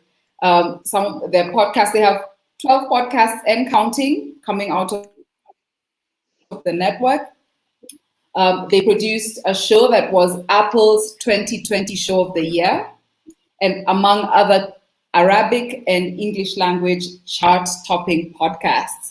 So without further ado, Alex and Zaina, I'd love to welcome you. Welcome to the Discovery Tour Stop 1. Thank you for being so here. Much. Thank you so much for having us. Excited. Oh, fantastic. I can't even explain how excited we are. And your session is on how to find a good story. And for everyone who's joining, who's watching, we know we have very interesting stories to tell, or maybe you're curious and you think there's something you want to say through your podcast, but you're not sure how you're going to go about it, especially if it's something that's really new and alternative and that isn't in the mainstream. So Alex and Zaina have done it. They have done it and they've done it well. And so they're here to share their basically, their cheat sheet. Welcome, Zaina and Alex. Take it away. Thank you. That's so lovely. Thank you for having us. Yeah, wow, what a nice intro that was. So I guess yeah, go ahead, Zaina. I was saying, I guess we can start by introducing ourselves and tell you a little bit more about Kerning Cultures. Alex, do you wanna start? Yeah, so I can introduce Kerning Cultures first. So Kerning Cultures is now a podcast network. Started out as one podcast, one English language show in 2016, which was with the aim of telling stories about the Middle East and North Africa, but kind of from a local perspective. We started out in Dubai, which was where most of us lived at the time. And then since then, it's kind of grown and grown into a full network. And now we're, producing, I don't even know how many shows. I think it's 13 shows now. Is it 13? Yeah. Oh my gosh, I put 8 on my doc, so it's obviously way more than that. But we're producing shows in English and Arabic now. And the shows range from documentary style narrative shows to sort of more personal essay type shows, and we have a science show, and I'm probably missing a bunch of stuff, but we've kind of grown from there. But I think like really at the core of Kerning Cultures is like real life stories and telling stories with nuance, and telling the kinds of stories that we want to hear ourselves. I think that's kind of always led what we do. So Zaina and I, just to introduce, I guess, ourselves quickly, Zaina and I, well, we both work on the flagship show, or one of the flagship shows, which is called Kerning Cultures, which is an English language documentary show. And so when we're talking about stories in this episode, in this live stream, the kinds of stories we're talking about are kind of like documentary narrative nonfiction stories. I am a producer, and I've been working with Kerning Cultures since 2016, just after it started. And I work part-time for Kerning Cultures, and I'm also a part-time producer at The Guardian on their daily podcast, Today in Focus. Zaina, do you want to introduce yourself? Sure, yeah. I'm Zaina. I'm Egyptian originally. I was sort of raised between London and Cairo. And I started working with Kerning Cultures, I think around 2.5 years ago now. I started off as an intern, and I was really interested in research. And I think that feeds really well into our topic today. But I was a researcher for Kerning Cultures for quite some time. And now I'm producing my own stories with Alex on the Kerning Cultures show. Yeah. So I guess we can sort of get started. And one of the questions that we get a lot is sort of what we look for in our stories. We have stories about really random, nuanced things that sort of become its own narrative arc and become its own story. And we usually get asked, how we find these stories in the first place, and how we make sure that the time and effort that it takes to produce an episode is going to be worth it in the end. And I guess maybe I can start. The first thing that we usually look for is making sure that the story isn't tropey. We are looking to fill, a sort of specific niche, which is telling stories about the Middle East and North Africa, or the Swana region in general. And we do it in English and Arabic.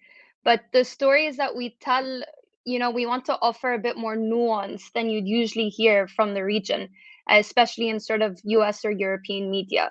We're really interested in looking for histories that are unknown, or personal stories that, haven't seen the light of day, or stories about music and culture that sort of connect across the world. For instance, one of those stories is Lebanon, USA, which Alex worked on. Maybe you can tell a little bit more about that one. Yeah, I think that's just like a good example of a story that, I mean, I love the kinds of Kerning Culture stories that connect to sort of seemingly unconnected parts of the world, or seemingly unconnected histories. And the Lebanon USA one was cool. It was a story about the story about all of the towns in America that are called Lebanon, which were named Lebanon after basically after the Bible. And I thought it was cool because I get people, people after hearing that story said to me that they kind of didn't realize that there was such a kind of deep historical connection between the US and the Middle East, in this case, Lebanon. So yeah, those are the kinds of stories that I think I enjoy working on the most, and they kind of feel the most fulfilling. And I think the kinds of stories that people can often see themselves or something about themselves in. The second thing we look for in stories is a strong narrative. So anytime a producer pitches a story, the first thing that we're kind of immediately thinking about is, like, what is the narrative thread of this story? Like, what's the sort of through line that is going to keep the listener hooked? Like, when we pitch stories, we never really pitch stories as like, oh, this might be an interesting topic to look into. Like, there has to be some kind of driving force behind it, if that's a character or some sequence of events that you can kind of use to hook the story around. And then we kind of get into bigger discussions about theme and topic and things like that. But I think, the very basic thing that we're looking for is like, what is the beginning, middle, and end in this story? Like, you know, where does the tension or the conflict come in? When does the tension rise, and when does it kind of dissipate? And like, what's the resolution that listeners are going to take away from that?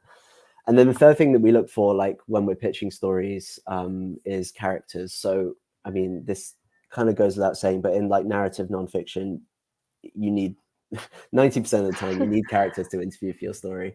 And for us, like I think about 90% of our stories we rely on like first person experiences. So, you know, that doesn't always have to be something that somebody has lived through. I mean, we do a lot of historical stories, but you know, when we do historical stories, the way we try to get into them is, you know, looking for people who can tell that story from more of a personal perspective. So we did this story on Operation Nemesis, which is kind of a long story, but it was basically a revenge scheme hatched by a group of Armenians against the perpetrators of the Armenian genocide in the 1920s. So this story happened in like 1918, 19, and 1920, 21. So it's like a long time ago. Everybody who was directly involved in the story is dead.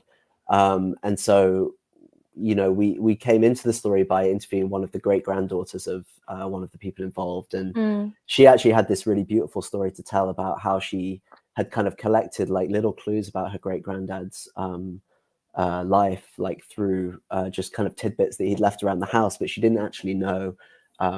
She didn't know the extent of his involvement in any of it, and she didn't know that he was involved in this operation. So we told the story through her, like discovery of her family, and then kind of used that personal perspective to kind of hook the episode around. And then, you know, we went and interviewed like experts and historians and all of that kind of thing. But like the real core of the story was like this Marion, her name was like her personal story and her personal connection to it. Definitely. And I think that sort of really underlines the importance of pre-interviews. So many times we find stories where we think, oh, you know, there's this one person that we could interview that could really drive the story forward. And we do a pre-interview with them and they actually don't have much to say at all, or they're not a great character on tape. And I think something that we've learned maybe the hard way is that even if it's a really good story, if the people telling it aren't good storytellers, it's not going to sound good. It might be better as an article, it might be better as a documentary, but it just doesn't work as a podcast. So, you know, not only is it about having good characters, like people who are connected to the story, but also people who can tell the story in a way that's sort of compelling and that will draw your listener in, and that's entertaining and funny and sad and can sort of bring emotion to the story. So sort of saying that, I think the next question that we usually get is where we find our stories. And these sort of, there's a bit of it that's strategy and there's a bit of it that's sort of luck and a bit of randomness. But the way that we usually find our stories sort of falls into a few main buckets. And sort of before I say that, I guess it's important to say that we always have to sort of keep an eye out for stories. It's never that, you know, you sit down with a book and you're like, I'm going to find the story in this book, and then you just find one. No, you have to sort of almost be open to the fact that these stories or these threads of ideas can sort of come at you at any time. But there are some practical tips that I think we can offer in terms of where we can find those stories, or where to start looking when you're looking for a good story. Yeah. So, I mean, we all have like different favorite ways to find stories. I think for me, like my favorite stories that I've ended up producing have been stories that have come about through pure serendipity, which is kind of like literally meeting somebody and like hearing a story from them that you would never have found in any article or any book or any website or anything like that.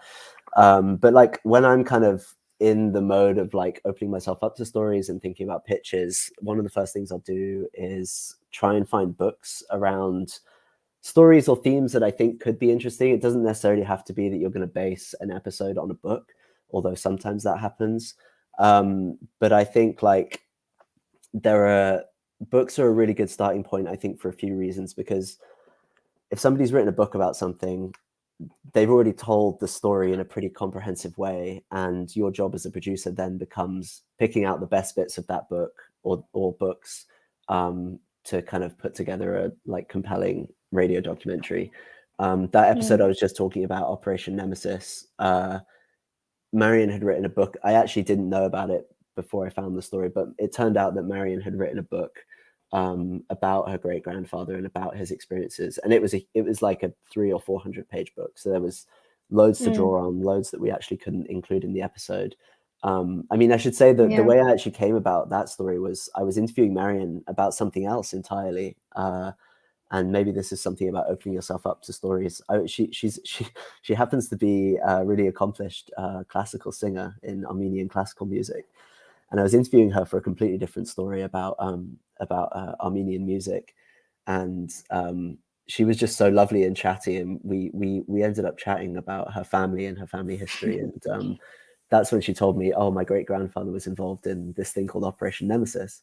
And I was like, oh, what's Operation Nemesis? That sounds pretty interesting. And then that kind of opened up this whole other. So Marion actually appeared in a previous episode of Kerning Cultures, and then we went back to her and did a much more in-depth story with her about her family history. So like that's kind of an example of like, you know, if you're kind of always open to stories, you can kind of, they come to you in various ways like that. But yeah, for me, like books, memoirs, like essays are kind of a good place that I always look for stories. Yeah, I think actually another one of our stories came from me reading a book review about the book, thinking it was interesting. It was called The Address Book by Deirdre Mask, and it's sort of all about addresses and how we have street names and street numbers and how addresses sort of help us and hurt us. And I thought it was really interesting, so I picked up the book that same day from the bookstore, and I started reading through it. And there was this really incredible sort of side story within one of her chapters that talked about a street in Iran called Bobby Sands Street, named after the IRA sort of martyr, Bobby Sands. And it was sort of almost like a vigilante, you know, like it was renamed by some teenagers in Tehran, the street that the British embassy was on, to sort of fight back to the British and change the name of their street to someone who was part of the IRA. And it was a really funny story, and I didn't think much of it at the time, but as I started researching and looking and finding, we found some really incredible characters who can tell that story. And I think it's one of my favorite episodes to date that we've done so far. So again, that's sort of how books can open up ideas and stories to us. That one's such a good example of just like how a tiny tidbit in a book, like sometimes the most interesting stories come from like, you know, a tiny, like a paragraph in a book that makes you think like, that sounds like there's way more to that story than I'm reading here. And I think some of our most interesting stories have come from like, just kind of finding something small that you're curious about and pulling threads until you open up this like whole world that you wouldn't have kind of learned about before. Another place that we look for stories, this is a little bit more rare and maybe requires a little bit more time, but audio archives are a really good place to look. Since we do a lot of historical stories, like sometimes it's quite hard to like really illustrate those stories, especially if they happened before the era of like recorded tape or recorded vinyl. And so I think like it, you know, instead of kind of reverse engineering it and like looking for audio to illustrate a story, it can sometimes be a really good place to start where you look at the audio first. You know, there are lots of archives all around the world which specialize in preserving audio. And often they're digital ones as well. And often I think they are quite overlooked. I feel like there's this one episode we did about the history of radio in Palestine. And the way we kind of came to that story was we sort of learned that the British Library in London had a collection of audio tapes, or not tapes, but like reel-to-reel kind of, I don't know what you would call it, like reel-to-reel recordings of this radio station in Palestine from the 1930s. And it just sounded like something that might have been interesting. And I remember we went down there. You had to like book a appointment and all of this, and we went and listened to it. And the tape that we heard was just like so like arresting and sort of haunting and like fascinating, because it was this really unique like time capsule into this very specific period in Palestinian history.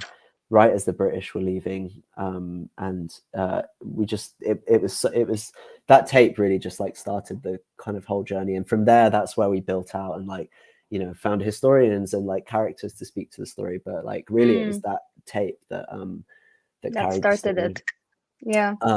I think another place we find stories, I mean, this is something that I sort of wish I was better at, but like, you know, I think some of our most interesting stories have genuinely just come from like people, like conversations that we've had with people, friends, family, or even strangers. You know, we one story we did, it came. I was hanging out with a friend in the UAE, and he told me that he'd just come from visiting his dad's grave in Dubai.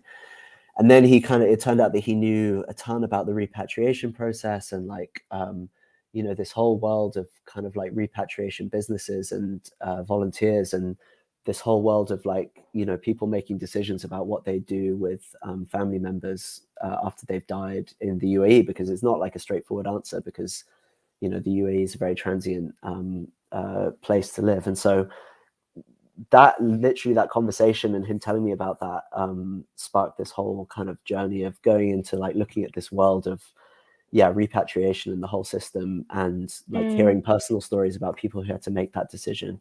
And I think that really was just like serendipity. Like there was I wasn't looking for a story. I was just talking to a friend, and it seemed like something that was interesting. And I think just like my final bit on that is like, I think often if you tell people what you do, people will tell you what stories they think you should do on your podcast. And like 90% of the time, it's like they're so wrong, and like what they tell you is just not going to be a good story at all. But I think like sometimes you can you be talking to someone and say, "Oh, I'm a journalist or a radio producer," and like 10% of the time they'll say, "Oh, you should do a story about this." And like sometimes it really they'll like, people will tell you really interesting stories if you like let them know what you do. So I mean that's like doesn't work all the time, but I think sometimes that's a good way of finding stories. Yeah, no, I think that's really true, and I think especially for some of our Arabic shows like Jasadi and Bahub, ones that sort of rely on personal essays, a lot of those stories come from speaking to people and sort of reaching out on Facebook or Instagram and seeing whether people have stories they want to share, and sort of personal stories that they're willing to open up and be vulnerable about. So yeah, definitely speaking to people is something we use across all of our shows. Another way, and I guess this is one of our favorite ways to find the story, is sort of looking at academic papers, because academics really, really know what they're talking about. If you're dedicating most of your life to sort of researching a few topics, most likely you'll have a really good idea of what it's all about. And they tend to sort of have a lot of connections in the field. They'll have done interviews. So for instance, for a story that I'm working on now, it was we were looking for a family for a specific story, and it was actually a professor, a doctor, who was able to connect us because she has those connections. She's done fieldwork and interviews and sort of been there with them through it. So they have the interviews, they'll have the field studies, they'll know other academics you can speak to, and they're usually really, really excited to, you know, to speak with you. It's really nice, and I know this personally, it's really nice when people care about the things you care about, and when you're asking someone who's really spent a lot of their time, you know, dedicated to researching something, to speak about it, they're usually very excited to do so, and will do it with a lot of, you know, excitement and fun.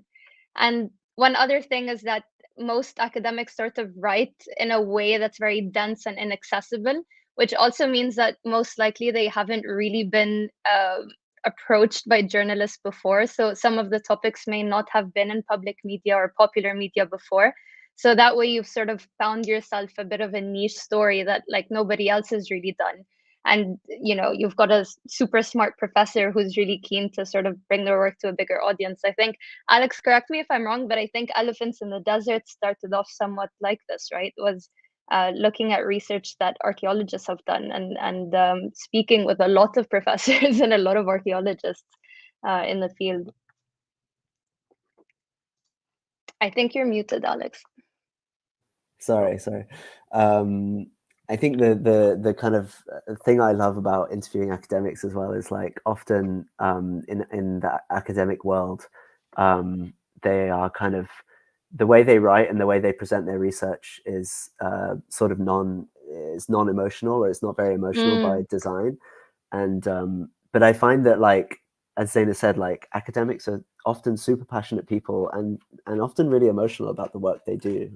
Yeah. And I think they often, don't get given the chance to really speak on an emotional level about the work that they do. And so if you can kind of get the right academics to speak in the right way about their work and their research, you can come up with really great tape and, like, really emotional tape. Like, that Definitely. elephants one was a story about elephant footprints in the UAE, which is I can't explain the story in 2 seconds, so I won't try. But I remember speaking to one of the guys, and he was this is like elephant expert, like super immersed in the elephant world and the elephant history world. But when I asked him, like, what his sort of emotional reaction to being there was, he was like, "Oh, I cried. Like, when I arrived and I saw these, like, footprints that I'd been researching for so long in real life, I just burst into tears." And I was like, "Oh, wow, I just would not have expected that answer." But I think, like, it can really sort of lead to Definitely. amazing places with academics. Yeah, definitely.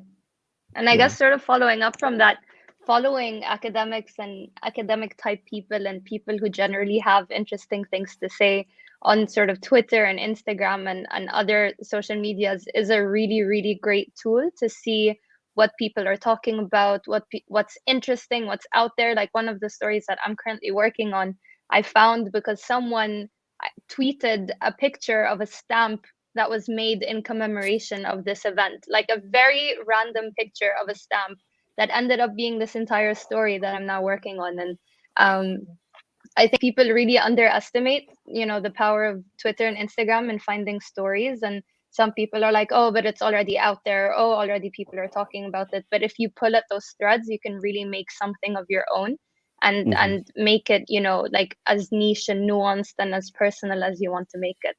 And like I said earlier, a lot of times we find characters through social media, and it's I mean, one of my favorite stories actually of a time we worked on an episode was we were working on an episode about the history who invented the Arabic typewriter, and it was a really long episode, and it took ages and ages to research. And just as I was joining KC, they were looking to find the living relative of one of the people who, like, allegedly invented the typewriter. It was sort of 2 people, and they were arguing. There was historical argument over who invented it.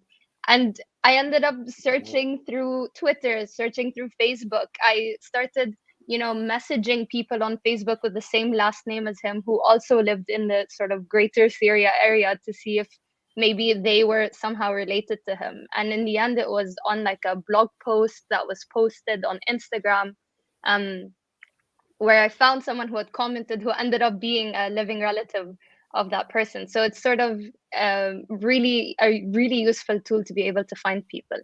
And yeah, other media like articles and blog posts and short films are a really great place to look. And sometimes we think, like, oh, this is already done, or it's already been made, it's already out there, but you can find your own twist to the story, and you can find your own way to really make it into an incredible audio story. I think maybe, like, Zabel is one of those episodes where we found it on another platform, but we really sort of were able to take the story and turn it into something else entirely. Yeah, I mean, I think we sort of have a general rule, which is, like, if something's already been done as a radio documentary, we generally won't do it, because I think that, we don't really want to sort of go over the same ground that other people have done. But I think that, like, audio is such a special medium, and often, we'll find stories that we've seen in print, or maybe it's like photo essays, like Lebanon, USA came from a photo essay. And I think once you've, there's a kind of point where you sort of start realizing, like, oh, that would actually work really well in audio, and maybe even better in audio. And I think, like, that's like a something that, when you're looking out for stories, I think, like, don't be sort of put off if something's already been talked about in print media, because, like, audio is a completely different medium, and the way you're going to tell the story will be completely different. And Definitely. even just hearing people's voices is completely different. Yeah, sure. like we said, some things are born to be print, I think some things are also born to be audio stories. And so, yeah, I mean, kind of on from that, like a lot of the way, another really good place I think to look is in newspaper archives. The New York Times has an amazing thing called Times Machine, which is basically like an archive of every single article they've ever published. The Guardian has something similar.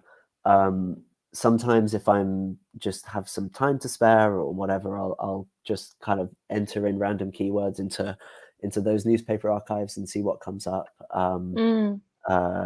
And I think like those are a bit hit and miss, but I think, yeah, again, some of my favorite stories that we've done have come from searching through newspaper archives. And you know, the good thing about that is then you already have a name, probably, like there's going to be somebody who's been interviewed, you have a little bit of information, so you're kind of coming into it from a little bit of research already there.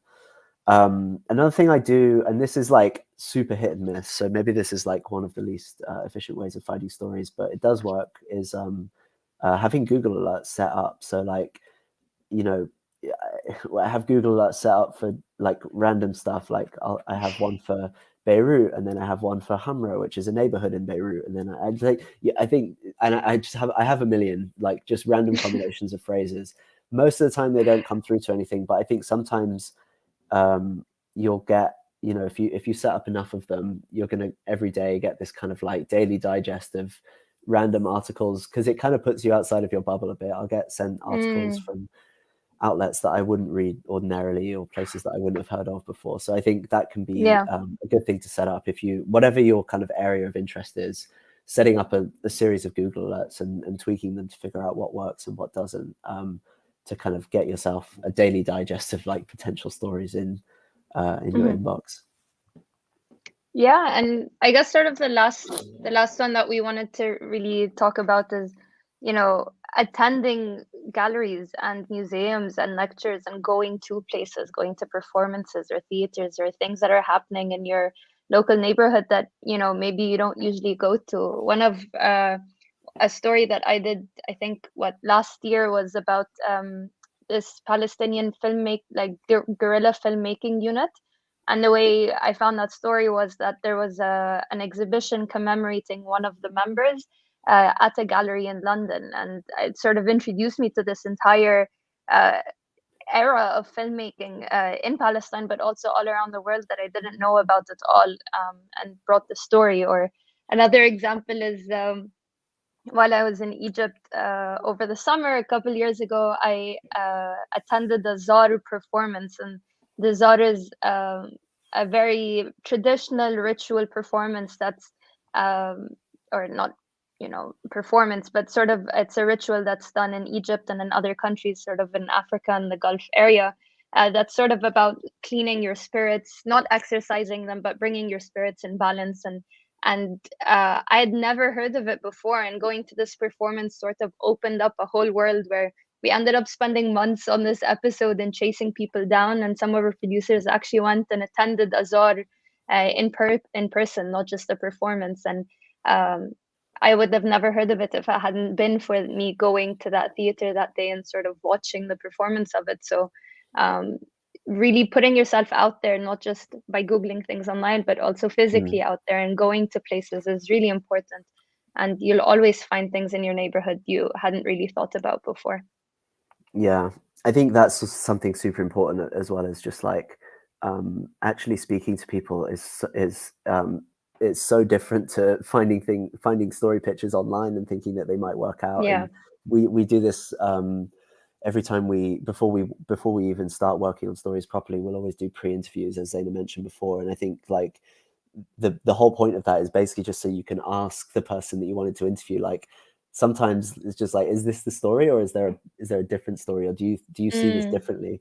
And just kind of like chatting to people, especially like if they're sort of academics or researchers, is a really good way of just like letting them tell you what actually is interesting about the story. Because I think, you know, there's often this sort of preconception you might have about a story going in, and kind of letting other people guide your sort of way through that, I think is something we try and do. I mean, like, I think for us, there's always this dance of like knowing knowing enough about the story going in that you know what we talked about at the beginning, you know where the tension comes from, and you know what the beginning, middle, and end is. We need to know those things going in, but I think there's also a sort of element of leaving enough of it undiscovered for yourself so that you can genuinely have this like journey of discovery as you're producing the story, and that it isn't fruitless. Like, I think sometimes I can almost feel it myself if I'm doing a story, but I kind of know where the story is going. It feels somehow less exciting. And I think the best stories are the ones where you have those moments in interviews where you are genuinely surprised, or a story genuinely takes a turn, and you can feel that as a producer yourself, you're kind of going on this journey with the listener almost. And so I think that's something to consider when you're pitching stories, is sort of getting to know the basics and doing a good amount of research beforehand, but also like allowing yourself a degree of kind of detachment where you can kind of go on a journey yourself as part of the like producing the story. So I think Definitely. I think the overall theme for all of these things that we've just talked about is just like following curiosity and pulling at threads and peeling back layers and speaking to people until you feel like you're at a point where you have that full sort of narrative that we were talking about at the beginning. I think that's kind of, Definitely. did we go over time? I think I think we're just about at time.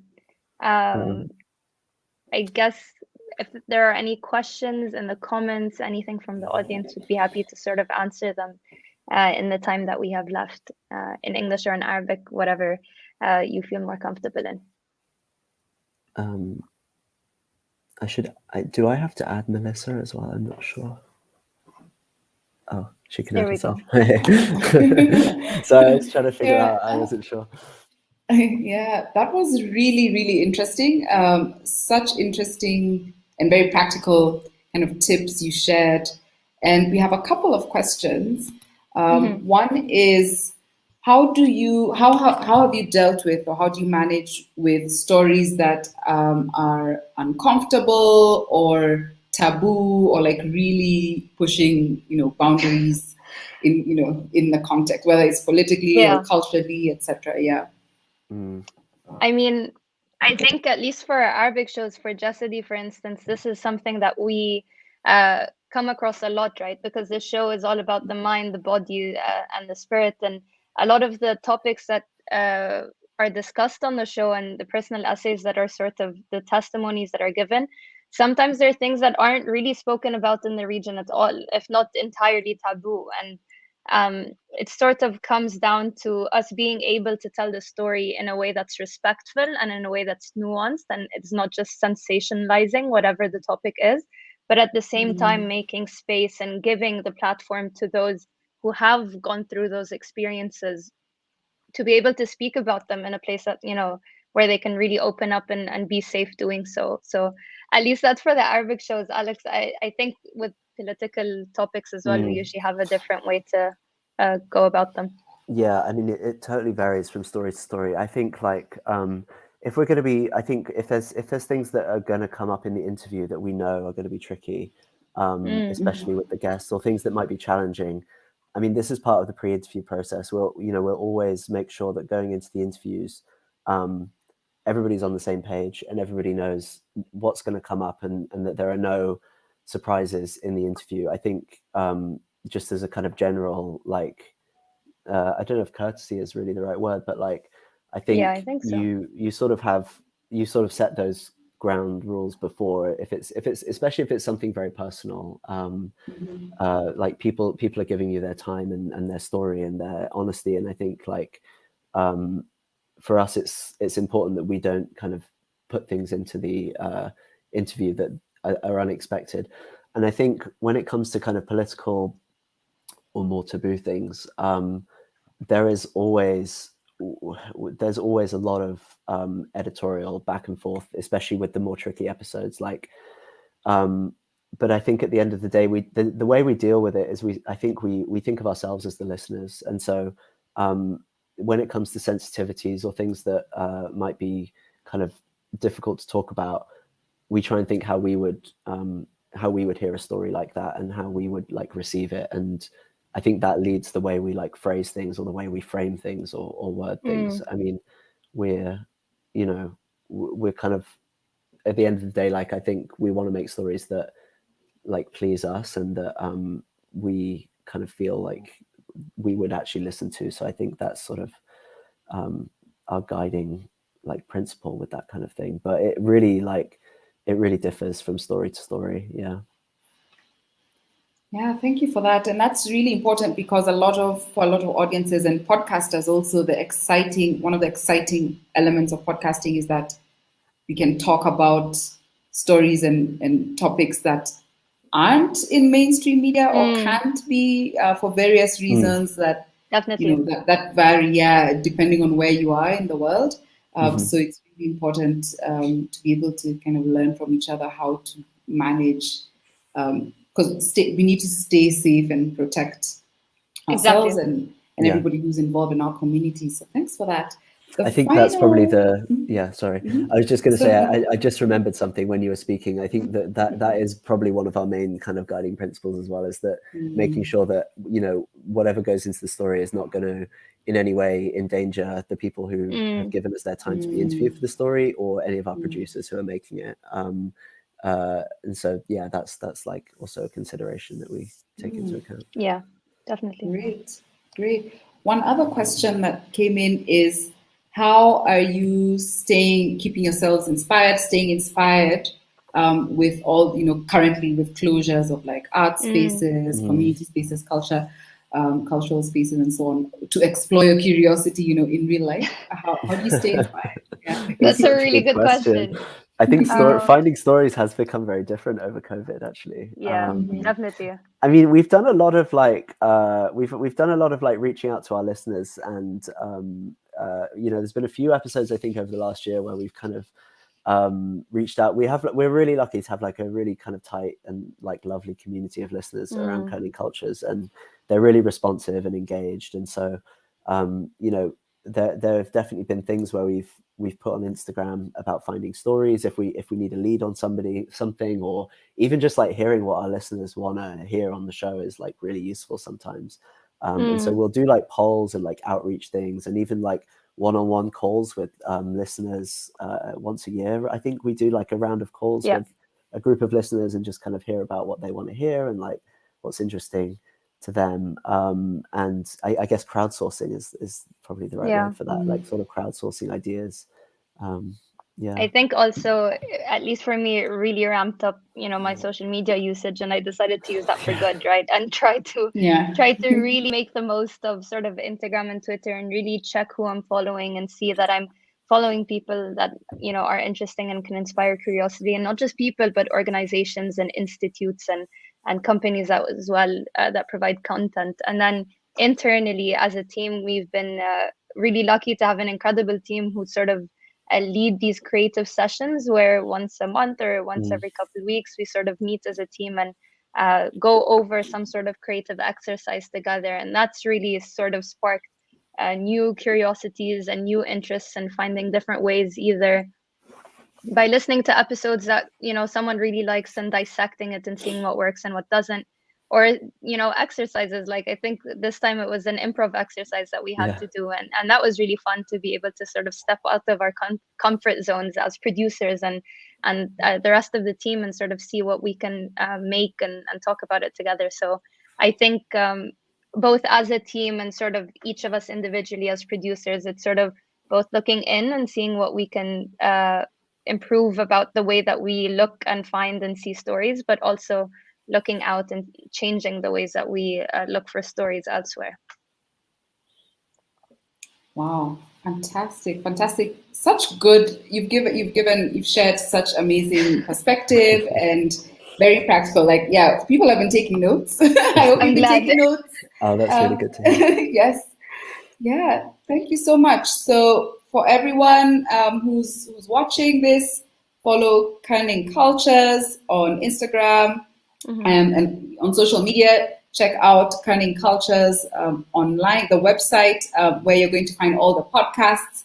Listen to those amazing podcasts. Like I said in the beginning, these are award-winning podcasts. So it's a really great way to kind of, benchmark. In Kenya, we have, we like to use the term benchmarking, like when you're trying to level up, find something and then kind of be inspired and work towards that. So thank you so much for joining us. You. And Thank you for so sharing your much. time and your knowledge and your perspective. Thank Thank you. you. Thank you. so much. Bye. Have a good Bye. rest of your day. Bye. Bye. Well, that was such a wonderful session from Kerning Cultures. Hi, Belia and Adele. How was that session? Yeah. Oh, nice. I love your energy. Always, yeah. Always. How was that session? How amazing was that? It was so full, enriched with so many little gems that anyone can take on and apply to their own podcast. My favorite line that they mentioned was they want to inspire curiosity, and that's something that any podcaster should always look to. Like, they should always want to look inside and inspire curiosity for others. And you want to be able to say, oh, how can this be something I apply with myself? And that was just so amazing. We was really, really inspired. It was really amazing. Yeah. And then even I feel like that whole thing of like even just the way they've explained like how much work they put into everything and all of that stuff. That whole thing that a podcast or something like on that platform can literally just like bridge cultures, can bridge all of it's just amazing to see and it's amazing to hear, and it also just makes us think kind of outside the box. Exactly. Like, you've got this podcast, but it's like, who are you speaking to? How are you reaching out to people in their hearts? Yeah. It's deep. And how are you communicating different cultures? Exactly. How are you making sure that the story you're telling is authentic to the space that you're giving it to? Yeah. That's something that was really standing out with their sharing just now. So it was so awesome. amazing. Oh, wonderful. I feel like you've also already given us like a really nice mini session there. We can summarize. Thank you so much. Thanks so much for that. And now I am going to leave it to you to introduce the final, but definitely not the least part of our program. Take it away, Belia and Adele. Okay, great. So this next part of the program is just a little bit of a break from all of this, deep, insightful stuff that we've been listening to. Yeah. We're going to have a bit of a poetic break. So we're going to listen to, personally, our personal friend. Our personal friend. Our personal favorite. Our personal favorite. Zambian poet. So take it away. Awesome. So today's session is going to be done by Dexter. He is a poet located here in Lusaka, and he is absolutely amazing. He is so. Is he here? Yeah! Dexter. Representing with the shirt. What's up? What's good, guys? How are you? Good. How are you, Dexter? I'm good. I can see that I'm loud enough, so that's a good thing. Yeah, exactly. You're loud enough, you're audible enough. We can see the vibes, we can see the sunlight on your face. Ooh. Yeah, sun kissed. Amazing. So we're just gonna introduce you real quick, or would you like to introduce yourself? What would you prefer? I guess you can take it away. I'm confused. Okay. I got you. I got your intro right here. It's very powerful. It's amazing. So here we go. Everybody, I hope you're listening. This is Dexter. So this is how I'm going to introduce him right now, okay? Dexter is an articulate wordsmith, okay? He considers himself a well-versed script and copywriter, a creative and voiceover artist. In addition, he's a spoken word poet and he's a content creator. As well as he's also into public relations and social digital media marketing. He delivers his work in an exceptional way, and he works in various industries. He's worked with massive brands here in Zambia. He's worked with brands internationally as well. And he's managed to place himself in the creative space as a poet who's creative, amazing, and excellent. The network is doing the most to his camera right now, but we won't let that hold us back. We won't let us hold us back. So Dexter, there's a little bit of a blur on your camera. I don't know what it is. I think it's just like some lines. Yeah. Oh, okay. That's okay. Let me hold my camera instead. Let's see. Still. Yeah. These are just like shadows. Yes, it's like lines like this. It's really weird. It looks like an edit or like a filter. Yeah, it looks like a filter, like an Instagram filter, literally. Hey, you know, as a creative, you know what I'm saying? Anyway, if you're not able to sit, No we can problem. hear your voice. Yes, and it looks like a filter, so it's fine. Yeah, we would love to just, as long as you feel passion in whatever you're sharing, then it's all good. So whenever you're ready, you can take it away. Take it away. Okay. Okay. So the title of this piece is called The Future. So yeah, hopefully I remember everything I'm trying to say. Most times I think about the future. I think about the role that I have to play. I look into the sky as I breathe in stardust, hoping that my bones don't see decay. Because we are children of the soil, meant to return to it one day. So why not build sandcastles on concrete with the hopes that it'll be remembered for the very fact that the seashore wasn't there to wash it away. The present is a gift, time-coded to explode with no specific expiration date. See, what exactly will we be remembered for if we not strive to leave a legacy? I believe legacy is something that your bones will register and the present will recognize. It is the very evidence of the footprints I left on the mountain that proves that it was the very first place I stepped on as I began my climb. And this is something that I've come to understand. It doesn't matter where you come from, whether you're Western, European, Asian, or African. We speak the very same language of unity, our tongues, graced with diversity, our fingerprints, searching throughout our history to tell the story, the true story of our victory and how it can be attained when we see each other as one and we become one race. Our hearts race against this time to prove that we are equal. None above and none below the sea level. Sea devils try to come and convince you that you don't matter, that you ain't solid enough, that you and your culture ain't liquid enough just because they find comfort in treating your heritage as passing gas. So go ahead, rock on your face mask. Their lies won't hold us back from the truth. You see, we wrestle through each of our identities as we move. See, we the youth must not be held back from hoisting our flag, rainbow colored with every creed and diverse personality. We rise up above every drowning chant of negativity as though we mastered the art of anti-gravity. We are casually being bulletproof to the demeaning nouns you pronounce as you go. Your verbs shoot through the very thickness of skin, tone deaf to your small views. You see, even Timothy was told, don't let them look down upon you for your youth. Speak the truth and act it out. Your uniqueness is enough to shatter perspective. They will regret the day they neglected you and your power. They tried to plant traps of divisiveness to trip and distort you, leave you sickened from war wounds as they try to distract you from keeping and seeking your true final form.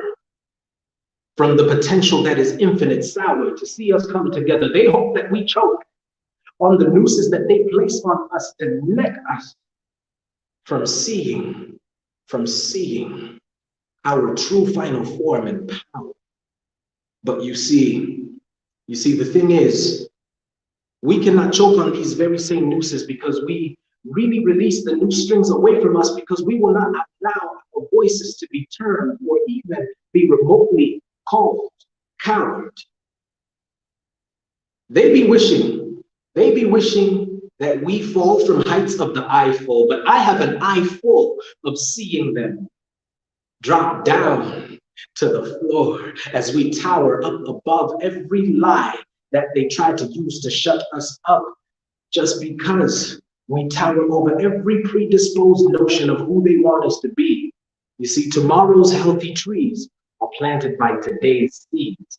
So why don't we come together and be the future, not just for us, but for we.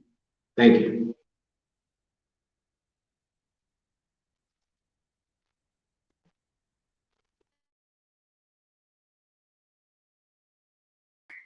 Wow. Absolutely loving it. Wow. You've spoken to my soul. You've spoken to my, I don't know, ancestors. Tomorrow's trees are planted by today's seeds. Period. Said what he needed to say, dropped the mic. He Love said, it. thank you so much. This is what I'm doing. Exactly. Thank you so much, Dexter. That was amazing. I don't know whether your network is playing games with you right now, but we just want to shower you with all this love and thank you for all of this amazing goodness that you showed us and shared with us. Your creativity is just... Everybody, people are clapping in the comment section. The comment section is show Dexter some love in the comment section. Drop a little fire emoji if he spoke to your soul, like literally. Because he really did. If he didn't speak to your soul, maybe he spoke to your ancestors' soul. Jump on them on their behalf too, literally. That was amazing. I'm so gassed. I'm just like, ooh, yes. I'm ready to go. Yes. I guess that was a really good way for us to just segue into the into the next session. But thank you so much, Dexter, for that. Really amazing. Now we are ready for this part of the event. Exactly. We were going to have some conversations. These kind of platforms, Africa Podcast is doing an amazing job at just nurturing these kind of conversations between podcasters, between Africans, between people in the diaspora, all of that stuff. So now we are going to bring it and kind of tie everything together and finally have our Zambian podcasters. Yes. Please make sure you're interacting with us in the comment section. We love to see how you guys are feeling about what people are saying. We want your questions. We want your interactions. We want all of that great stuff. So let's keep it popping. It's really popping right now in the comment section. Buzzing in the comment section. Make sure you're dropping your fire emojis and also make sure you're dropping the flag of the country you're watching from. Is it Zambia? Is it South Africa? Is it Ghana? We want to see those flags waving nice in those comment section. We want to be all about your vibes. So today we're here, we're doing the most. We're going to start with the most amazing Zambian podcasters and they're going to join us. We're going to be doing the most. The topic that we're discussing with them is how to strategically position yourself as a global podcaster. Which is a good way for us to follow up on the session that just happened. Exactly. Because, people are winning awards, people are getting recognized globally, which is amazing. Yes. So we love that for other people, but we want it for ourselves too. Exactly. We want it for our people too. Our people too. So let us know where you're joining us from, but also let us dive into this topic. How can we position ourselves as global podcasters? Exactly. How can we make sure we're actually making other people see us in other nations outside from Zambia? How do we create content that sings and celebrates our African story? How do we make sure we have strategic collaborations that can allow us to position ourselves in nations we can't physically visit right now because of the pandemic and also restrictions and all of that good stuff? How do we remain relevant during this season? And that's what we're going to be discussing with each podcaster today. We have Cynthia, who's going to be joining us from Podcast. We have Twambo. I hope she joins us. She's very cute. She's very busy. Yes. We have Twambo. Yes. Yes. And then we have Fred, who's also going to be joining us. Fred is going to be here doing the most, discussing what we need to discuss. So, hi Cynthia. Hi Twambo. Great, this Fred. Amazing. So, Fred, it's the setup for us. Lovely. What's up? What's up, guys? Are you guys ready to talk? Are you ready to share? Great. So we'll just call on the rest of the Zambian podcasters and we'll just get this going. So we have Samba as well. We have Josh as well. These guys really just bring the energy. So we're super important. Super excited. Yes. This is an important discussion. What's up? So much fun. We have B-Cry in the building. B-Cry. I know he's going to kill me if I pronounce his name wrong. B-Cry, what's up? What's up? So let's get started. Right now we have a few people in, and we have George as well. So George is from Bongo Hive. He's going to be joining us at the end of this Zambian podcasters discussion. He will be part of the Bongo Hive team. Hi, George. Looking so cool, looking so fresh. Yes. Awesome. So George will be joining us a little bit at the end of this discussion, just to give us some insight on what Bongo Hive does and how Bongo Hive is a part of ensuring that there's a community for creatives, there's a community for young individuals like us looking to use their space to elevate our podcasts and all of that good stuff. So now, with you amazing podcasters that have joined us right now, what one word would you use to describe a Zambian podcast, or to describe yourself as a Zambian podcaster? As a Zambian podcaster.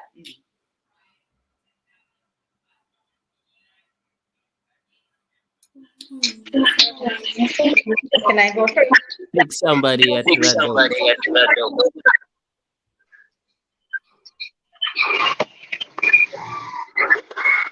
Cynthia, you can take us away. Yes. Yeah. Okay. So one word I would actually use to describe myself or the podcast crew that I am part of is authentic. Love it.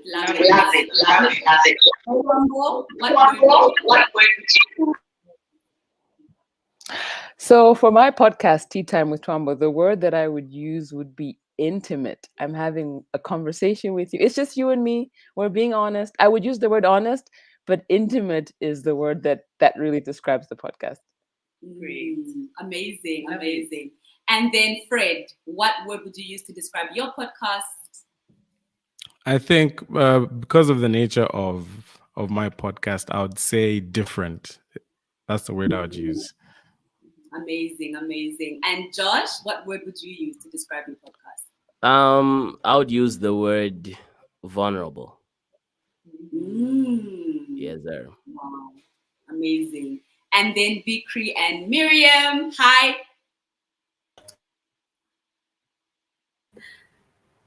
Hi, guys.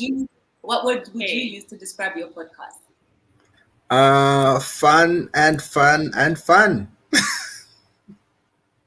Love that. Triple tone fun. Amazing.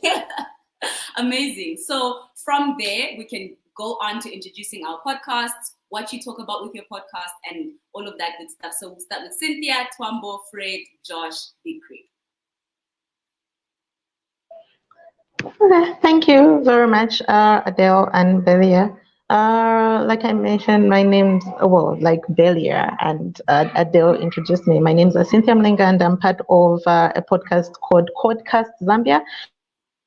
Our main focus is really trying to highlight the technologies that are coming up in the industry of software development and making sure that our Zambian developers know of the new tools and are learning of tools that might be already existing or new in the market, and also just engaging them on what is happening, what they are working on. If they're working for any startups that are utilizing any new technologies or even old technologies, we highlight those on how they are utilizing those particular tools.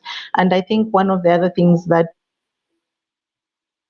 we have set as our goal is to educate where we can and also connect our Zambian developers or software developers to the African developers as well, developer communities. And also we've had the chance to also connect with other developer communities in Europe and the likes of USA as well. So it is not just Zambia, but we have in the end ended up to be international as well, where we capture the stories of developers there and we highlight them and share with our audience. Nice. Let's jump onto Twambo. Okay, so the podcast is called Tea Time with Twambo, and it is basically me having an honest conversation with you about different things that you find difficult or different things that you find difficult talking about with people that are closest to you. So I started this podcast because I wanted to have these conversations with people, but people didn't want to talk about them out in public. It was always, okay, well, let's go to the corner and talk about this. And I thought these are things that people are tackling, and it would be great to have a podcast to just talk about it, to let them know that it's okay to feel the way that you're feeling, and what can we do about what you're feeling? Is it something that you need to take action with, or is it something that you need to heal from? And so my conversations are about asking questions and finding the answer to those questions with no shame. Yeah. Great. Amazing. Awesome. Jumping on to Fred. Let's hear what you got. Okay. as has been mentioned, my name is Fred, but I go by the moniker Dref for the Dref Unleashed podcast. That's a name I've had for quite a few years since high school. So like I answered in the previous question, the podcast Dref Unleashed is very different. It's not your typical podcast. I think a lot of the podcasts, and brilliant as they are centered around one specific topic. Like we heard, Cynthia's is around developers, African developers. Tombo's is around having honest conversations with yourself, and ours is mainly about social commentary. So we comment a lot on pop culture, entertainment, with a huge bias on Zambia. Reason being, I feel there's a lot of interesting things and fun things that happen in our country. And I think Zambians elsewhere and a lot of people outside of Zambia need to know about these questions. And I do have a co-host who unfortunately couldn't make it. But we basically just have a normal chat as friends because we've been friends for quite a long time. So you get that organic feeling of two friends just chilling. And sometimes drunk and having honest conversations, sharing their opinions, So it's a very fun space that we have on the Drift Unleashed podcast. Awesome. Thank you so much. And then next we have Josh. Yes, sir. So the title, or rather the name of my podcast is called The Journey, because I believe like life is a journey. And the thing about the journey is you don't see like the entire road, right? Yeah. All you know is, oh, okay, cool, I'm gonna turn left here. Oh, snap, I didn't know there's a pothole here, right? And like that's just life. Some things take you by surprise. And so it's highlighting those moments with different guests that I have. And we discuss like topics that kind of like require us to be vulnerable, which is why I even mentioned like the one word for my podcast would be vulnerable. Stuff like relationships, like with our African parents. Something that we all know like is very different for each and every one of us, but you don't hear people talk about it, right? Stuff like being open with your parents. Like, can you tell them, yo, there's this girl I like? No, we just want to know who you're gonna marry. We don't want to know who you like. Just tell us when you're gonna take plates, So having such conversations, the effects of those different things, having a relationship with your parents, how open it is, how vulnerable it is, how it's affected you, how you think it's gonna affect like the future generations to come. And hopefully it can like get different conversations started even just among us as people and youth. So Yeah. Super important. Super important. So we'll move on to the next, which is actually a couple, guys. Bikri and Miriam are actually a married couple. It's so cute. Who doesn't want to have a little podcast with their babe? Yes. So please, guys, let us know. Introduce yourself. Let us know about your podcast. All of that good stuff. Good afternoon. My name is Miriam. And I'm Bikri. Okay, so our podcast was born out of an experience that we had. We took a trip to the northern part of Zambia, to Luapula province, and we thought we had adequately prepared for this for the trip rather. So then when we actually got to where we're going, we discovered that there was a lot of information that we could have appreciated to have prior to undertaking the trip. So then we decided we're going to document all our travels, and just to give people an idea of what to expect as they embark on visiting different parts of this country, a realistic picture of what to expect. And so the Wanderlust couple was born. Basically, we share our travel experiences from border drama, the roads, crossing streams, broken down bridges, and so on and so forth. Yeah. And how you won't find, because some places around Zambia don't have, ATMs, like, for example, certain banks.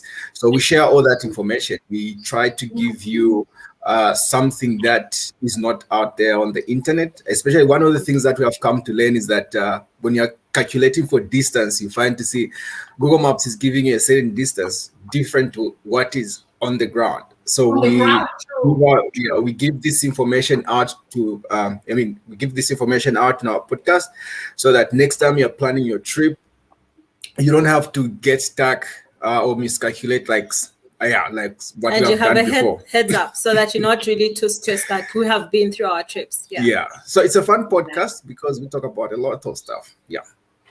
Amazing. You guys are so cute. Oh my God, so cute. Congratulations on being cute. All right, so next we have Samba. Last but not least, introduce yourself and your podcast. Thank you so much, ladies. Thanks for the great introductions. My name is Samba Yonga, and I'm the co-founder of the Women's History Museum in Zambia. And as the museum, one of the things we've done is the need to document our historical information and validate it. So we decided to create a podcast called Leading Ladies, and it documents histories, both traditional and contemporary, that were very significant in our past lives. So each season has 10 episodes of amazing women who've done wonderful things. And so far we are on season 4 and we're in 4 different African countries. Yes, girl. Yes, you're killing it. You're killing it. You're killing it. You're killing it. You're killing it. You're killing it. You're killing it. You 1,000 times. 1,000 times. Like we are here sitting proud to know that you have been able to produce 4 seasons of a podcast. Amazing. And each one of you here, you are really doing the Lord's work by making sure that you're putting your podcast out and you're showing how you tell your stories.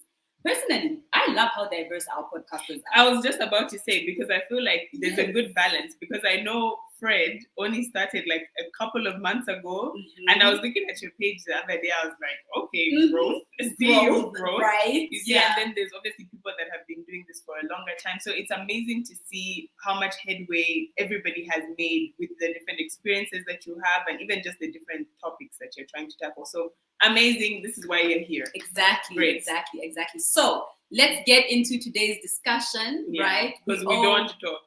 No, we talk too much. We're gonna throw this question out, right? And if you feel like responding, go ahead and do so. But what we will do is make sure that we give each podcaster a chance to express yourself based on each different question that we're gonna ask, right? So the first question is, what problem, issue, or pain point does your podcast address in the narrative of being an African and Zambian podcaster? We're going to throw it out to Samba first because you spoke last and you are here and you're great with episodes. Samba, let's go. Throwing me under the bus, like right off the bat. Well, I think that's actually a great question because earlier I heard you talk about what word you described. For us, it would be interrogating, because we looked around and saw all the information and knowledge systems that we absorbed and realized a lot of it is not our own.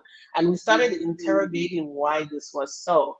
Because most of us have grown up in our indigenous cultures and have learned a lot from it. Some of it is even scientific that we still apply today. And it didn't make sense to us that, number one, generally, our own information is barely documented. And number two, that these knowledge systems are not part of the mainstream.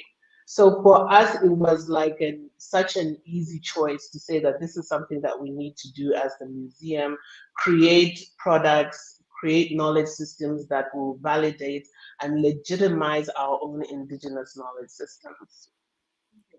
Great answer. Amazing. Does anyone else want to jump on to the same question?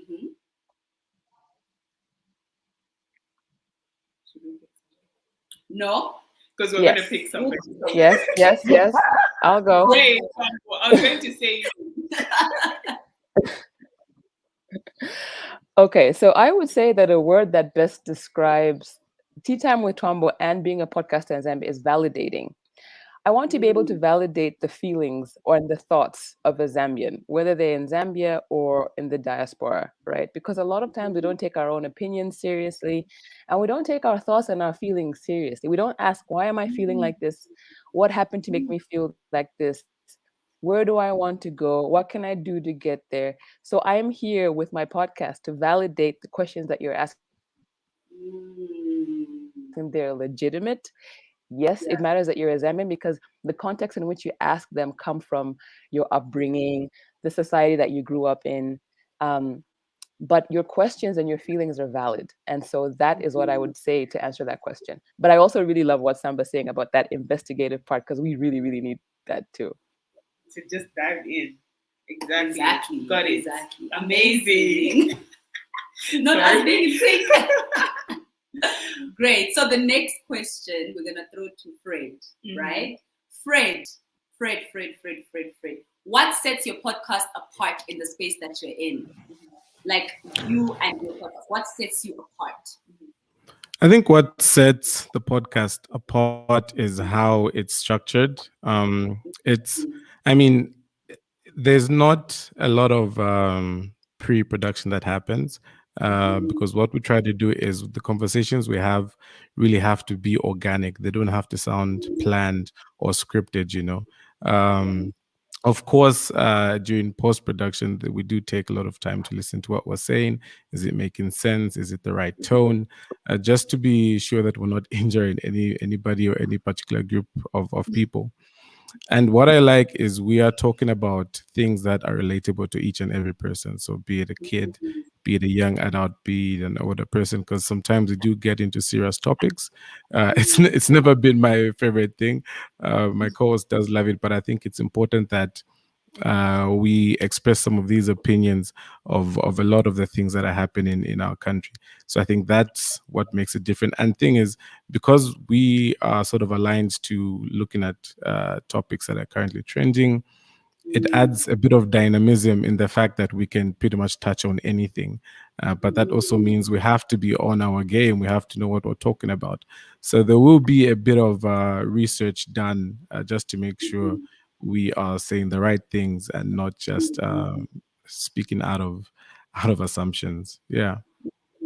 Amazing. Love it. Amazing. Love it. I love how politically correct you're all sounding in this discussion, by the way. And so we should not sound like we're speaking out of our, assumptions. Professional. Amazing. It's the professionalism for me. Personally, I'm really impressed with the professionalism. Okay, who should we throw it to next? I think we should throw it to Josh. Okay, Josh, hit us. Hit us with what makes your podcast different. Yeah. And this is the moment where all the professionalism just went out the window. It's your boy. I think the thing that makes my podcast stand out is it's the vulnerability. It's saying the stuff you wouldn't normally say. I feel like I'm one person who's like, I've done like a lot of interviews, and like sometimes you can even predict the questions that they're gonna ask, and it's like they never really get to like your heart, like what makes you tick, like how did that affect you, right? And so yeah, like we dive into real stuff, and let's talk about how it affected you and how you think you're gonna like process it and make it different for the generation to come. Because I believe like most of the stuff we discuss like can be passed on to like the next generation, because I mean we say stuff like our parents did this because they didn't know better, right? And then we are also now seeing what they've done, and that's all we've seen. Like we haven't seen it done another way, so how do we fix that? And so it gets you thinking. At the end of the podcast, you're like, okay, I think I understand this person better, but I need to think about certain things and process things better. Yeah, exactly. Amazing. Such an important conversation. Literally, like, such an important. This is always me like trying to challenge my parents, trying to challenge old ways of thinking. So this is something that's super important as we obviously try to cultivate our own generational culture, but also even just like take it back to be like, what were you guys thinking? Love it. It's part of the journey. It's part of the journey. See what I did there? Wow. Okay. Write me my check, Josh. Okay. Next question. How do you select topics? What are the 5 elements that you think about when you're selecting topics? And let's think globally, right? So you know that your podcast is reaching more than just Zambians. What are the 5 elements that you think about when you're wanting to pick a topic, right? Cynthia, you've been sitting there really vibing with us on the phone, and Yeah. So in terms of how we as Podcast Zambia pick our topics, we really engage our audience. At first, when we were starting out, it has been a learning curve. We would pick our own topics that we felt we wanted to talk about, but eventually we learned we were not engaging our listeners as much as we were supposed to. So we started doing polls. So on Twitter, on Facebook, we'll do polls, ask our audience like what topics would you like to talk about? What sort of guest would you want us to have so that we have a one-on-one with them and you learn a few things from there? Of course, like Dref said, would also do a bit of research. So it's a matter of researching on what is trending in terms of software development. Are there any new tools? Are there any improvements on old tools? And how is that affecting then our developers in terms of their work? How much work do they have to put in maybe changing the applications they've already built and stuff like that?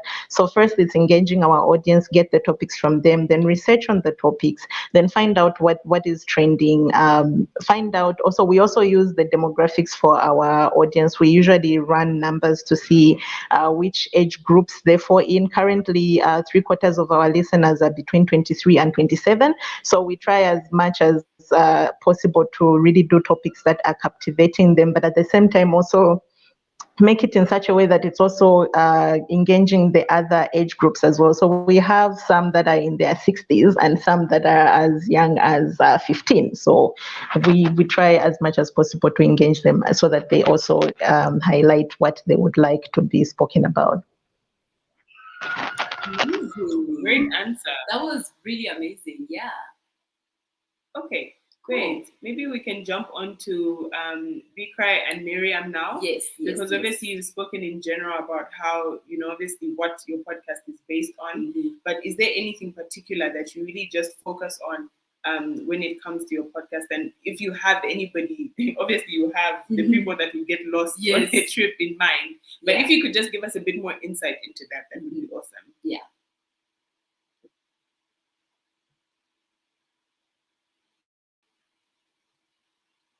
Oh, I think they're frozen. Are you guys good to go? I think they're muted now. Great.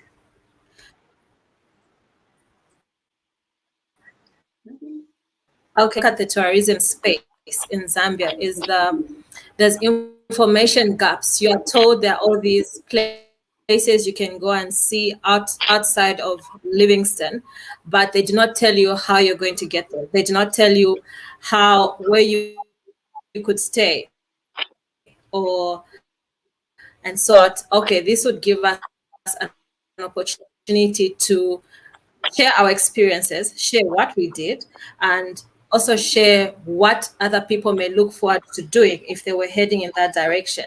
And because it also gives you an idea of how much you need to spend on a trip, because we do basically share what goes into planning for such a trip. So we hope with our podcast, we're able to open up tourism to more Zambians so that we can grow our domestic, share our experiences basically. Yeah.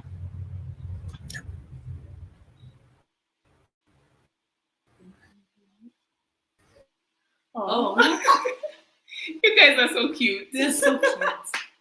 Okay, great. So should we move on to the next question? Yes, let's move on to the next question. So the next question is a really big question. Yeah. And for this reason, we want everybody to be able to answer. Mm-hmm. And it's really going to just take us into the next bit of this, where George from Bongo Hive is going to come and share a bit about what they have going on at Bongo Hive. Yeah.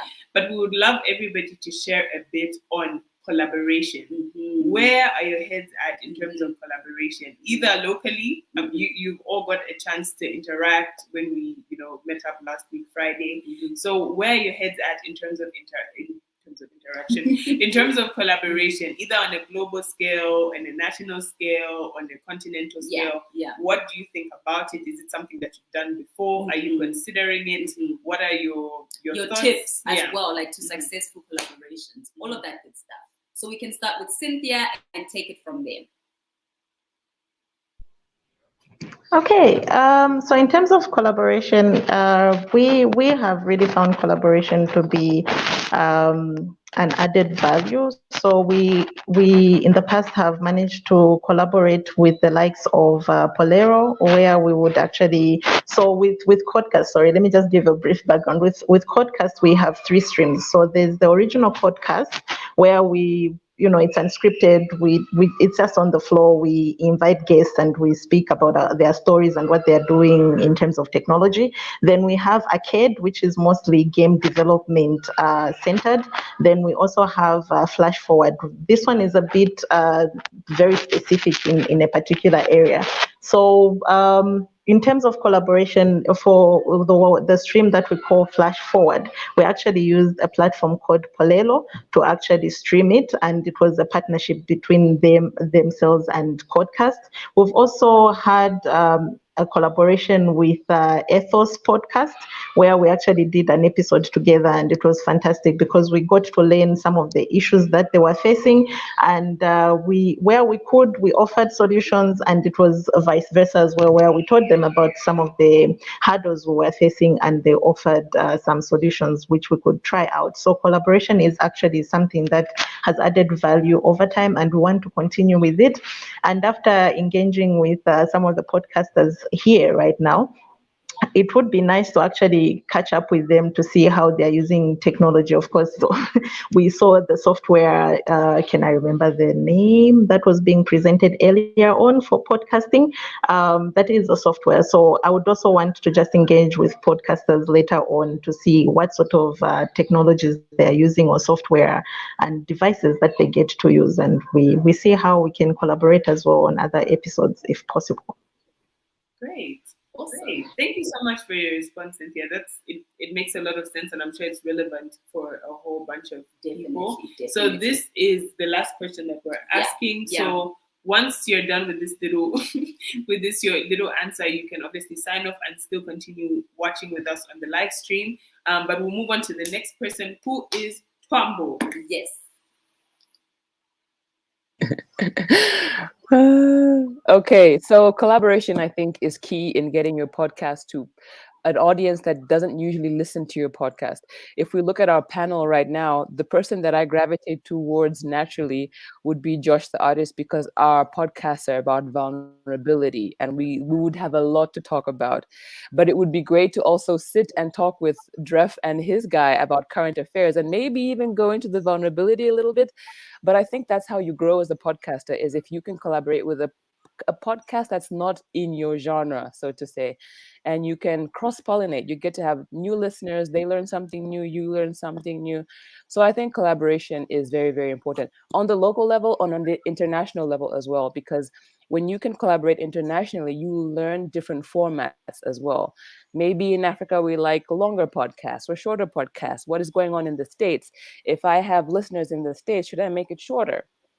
Because our podcasts are getting more and more international. So what do we do? Collaboration would answer those questions. So I would say it's very, very important, and I would encourage that everybody jumps onto it. Yes. I agree with Tombo. Everybody jump onto collaboration. Nice. And then we have Fred. I kind of think Tombo read my answers somewhere. Yeah, but just to echo what she was saying, I think collaboration is very important, especially for and I'd call this an industry of podcast that's very young and in its early stage. I think it's key because once we start collaborating as podcasters, I think you start to dive into different I would say metrics of listeners, people who listen to different things. And I'm genuinely a person who loves podcasts. And my favorite podcasts are the ones I heard or listened to from a different podcast. So maybe a guest appearing on another podcast and stuff like that. So I think that's very important. I think one thing, going into a bit of the technicalities of podcasting and collaboration, being the kind of person I am, I think one the adequate equipment, getting so many mics to have, say you want to have 5 guests. You obviously can't have all the 5 guests using one mic. The audio won't be that good. And I kind of feel if you don't produce a quality show, quality sound, you're sort of limiting or rather increasing the barrier to entry to what you're trying to offer to different people. So I think collaborating with many other different podcasters, you come and put in a pool of resources, it could be physical, monetary, to create a good product, a good episode is quite key. Those are my thoughts on collaboration. Of course, I think on a personal level for the podcast, we haven't yet started any collaborations. I think we're still trying to gauge where we're going, how far we're at, and at a certain point, we will unveil our big plans on collaborations, which hopefully everybody, both Zambia and international, will love. Yeah. Amazing. Great. Thank you so much. Thank you so much. I'm really just excited about your particular podcast. Yeah. Because I feel like you guys have got a lot of ground to cover and it's exciting about what you've done thus far. So thank you so much for everything you've shared, Jeff. And yes, we'll move on to the next person, who is Josh. Yes, sir. I think they've all said it, so I can just leave the conversation. Yeah. I'm a firm believer in collaboration, and I feel like that's one of the things that has kind of stopped or like stunted our growth. I mean, generally, just like in the nation, is we have a lot of people who want to do stuff alone, right? Like, oh, this is my thing. Let me show the world how I've done it, how I'm gonna do it. But I believe like when we do collaborate, that's when growth actually happens. Even just to like reiterate what Twambo had mentioned, right? So I mean, I'm fairly new like at podcasting, and like Twambo and I's podcasts are like similar. We collaborate. The people who listen to her podcast listen to me. The people who listen to my podcast listen to her. And I get to learn from her as well. And together we achieve what the goal of like both our podcasts are. Like we actually achieve it on a bigger scale. Rather than if I just decided to do my own thing alone. Even like what Dreff said is, like even stuff like the technical side of things, even like having a platform like this, learning about is it Hindenburg? How do I pronounce it? You got it. You got it. Yeah, I got it. Yeah, learning about such things, how to improve the quality of like the audio of your podcast and all those things can only happen with collaboration. I mean, if Jonathan didn't talk to us about that, I don't know how many of us would have known, so it's just really the key for me to just growth and taking things to another level. So yeah. Nice. Awesome answer. You killed it. Even though you didn't want to say anything. I know, you really didn't want to say anything. You were just like, everybody has said everything. But look, you brought what you needed to bring. Amazing. That was beautiful. Thank you, Josh, for your time. We appreciate and we celebrate you today. Have a beautiful day. Okay, moving on to B Cry and Miriam. Let us know your thoughts on collaboration. Yes. Throw it out at us before we jump onto something.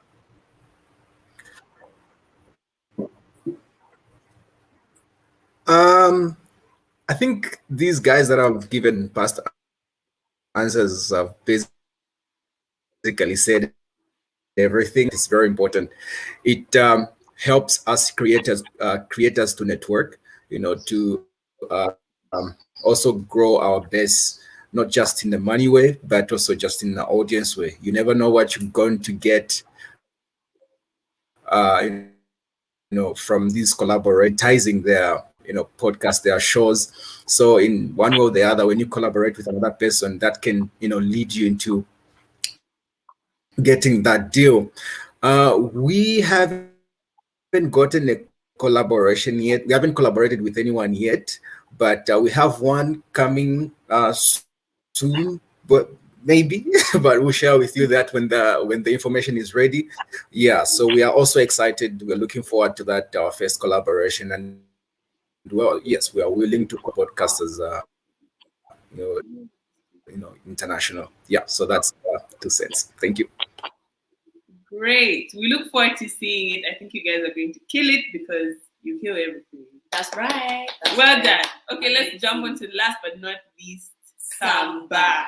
Tell us, collaboration, grow your head. Where's it at? What has happened? What have you done? All of the great, juicy details. Ooh, I think your mic your mic is muted.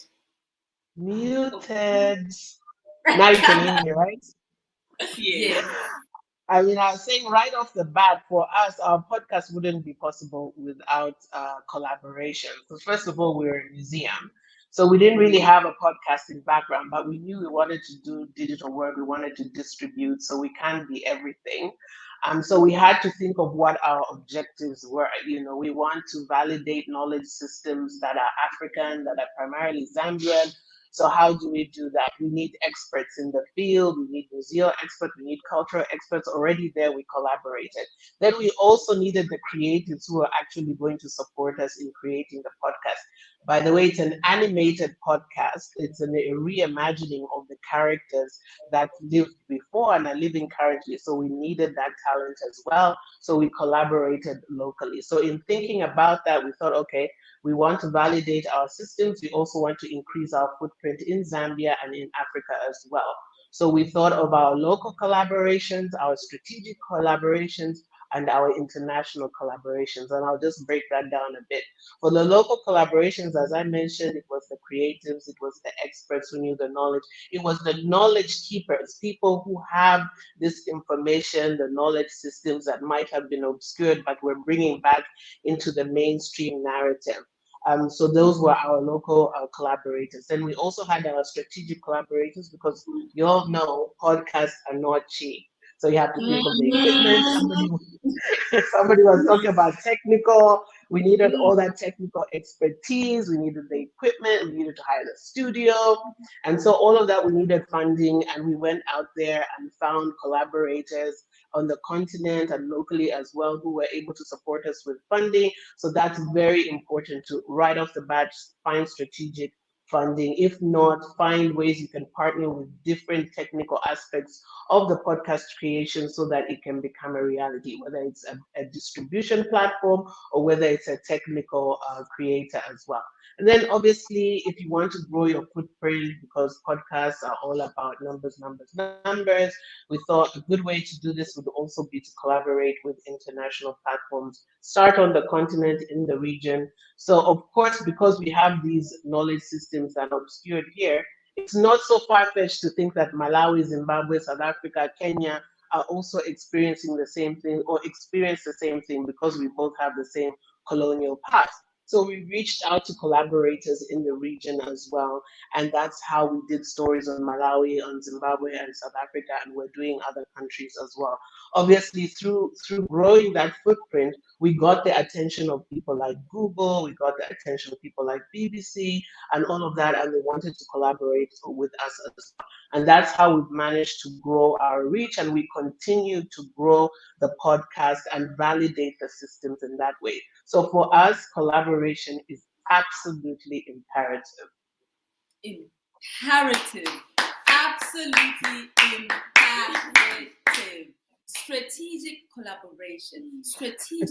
You hit all the points. So it wasn't just like collaborating for talking here, but it was collaborating in terms of what equipment are we using? Who's going to fund the people we need to work with? How are we going to make sure that what we're producing is going to reach the audience that we needed to reach to?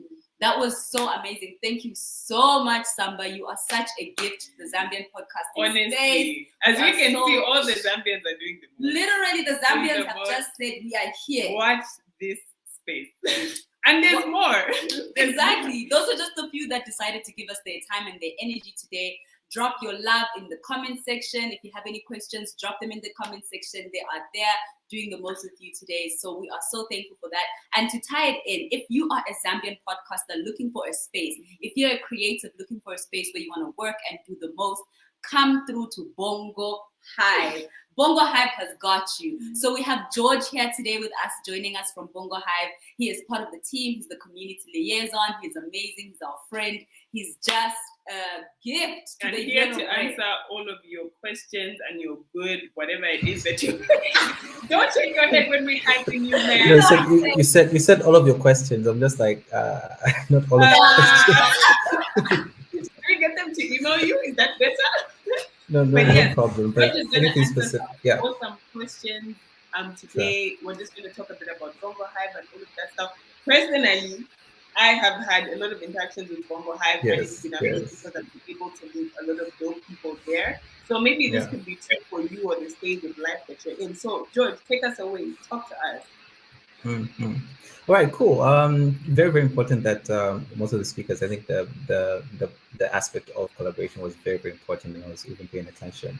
I think also just giving you a background of why we're interested is because we also have a podcast as well that's very, very tailored to entrepreneurs, and the collaboration that we have is a very, very strategic one where we work with the UN Trade Center.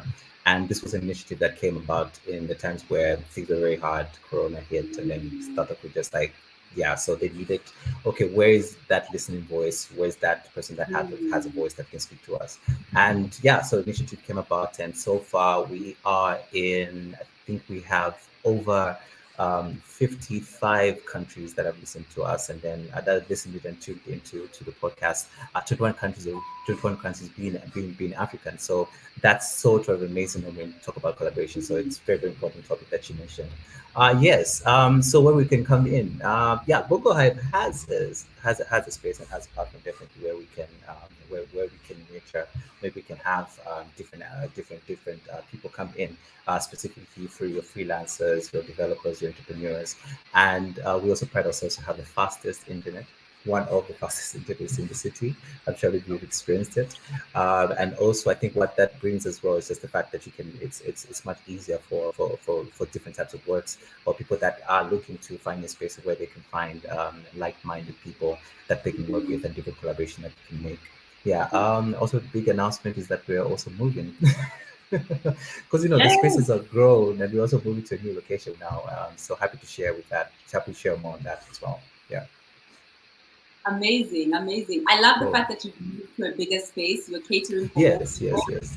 So Yes. important. Yes. The growth, amazing. The growth. And you guys are officially moving on Friday, right?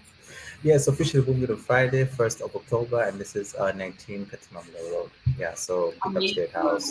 I haven't been there myself, but I think hint, there's a pool. I haven't seen it myself, but yeah, I think that's going to be a very, very good. Ready for summer, and it's literally yeah. So I it's think really yeah. So I think we could even have this like in a physical location if you guys don't mind. Just have the whole community of podcast. I think it's something that we can really do. Podcasters meet up, Zambian podcasters. Exactly. That's what the space is for. That's what the space is for. Exactly. Let's do it. We can come through Yes. with our bikinis because you said you've got a swimming pool. We understand it. We get it. So we're there. Exactly. So exciting. Yeah.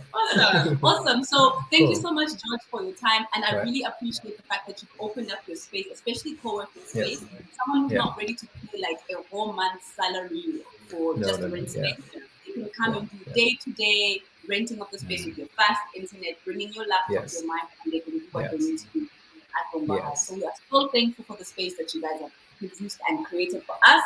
And we hope that we can continue doing the things with you and collaborating in the future. Exactly. Awesome. Thank you so much. Awesome. So, George, Bye-bye. where can people find you on the internet if they need to find you? Oh, he's gone. Oh, he's there. No, I'm still here. Where can people find you? How do people reach out to find out about this dope space? What is the best way for them to get more information? Okay, cool. I thought maybe find me is like where am I located currently? We're on most of all the social media platforms that you can speak of. I think maybe the question is where we're not found. So we're on Twitter, we're on LinkedIn, we even have a website, it's www.bongohive.co.za. So that's where you also get to find a lot of information about what we are and where we are. And if you want to also join the community as well, you can join us through our weekly newsletter, which we send out all the time, every Monday. Then we also have a community as well, where we have a Slack community as well. That's very, very important. And also, so Instagram, that's where you can find us most. So just, I think is at Bongo Hive, most of it. So we're very, very, very, very careful. And I think and Malik said he's fine that a sort of identity when you kind of like type something Facebook/Bongo Hive or Twitter/Bongo Hive, you should find us there. Like I did mention, I think the new location. So as we speak, there's a lot of people that are moving. I'm supposed to be helping them moving. So we're moving to a new location now. So it's going to be 19 Katamanga Road. So that's where you find us in the physical space. Yeah. Exciting. Amazing. Thank you so much for your time, George. That's been amazing. All right, cheers, guys. Cheers. Bye. What a great session. What a great time. I feel like I am well fed on like innovation, strategic collaboration, partnership, storytelling. Do you know what I'm saying? Like editing, everything. I have been fed. I am well fed.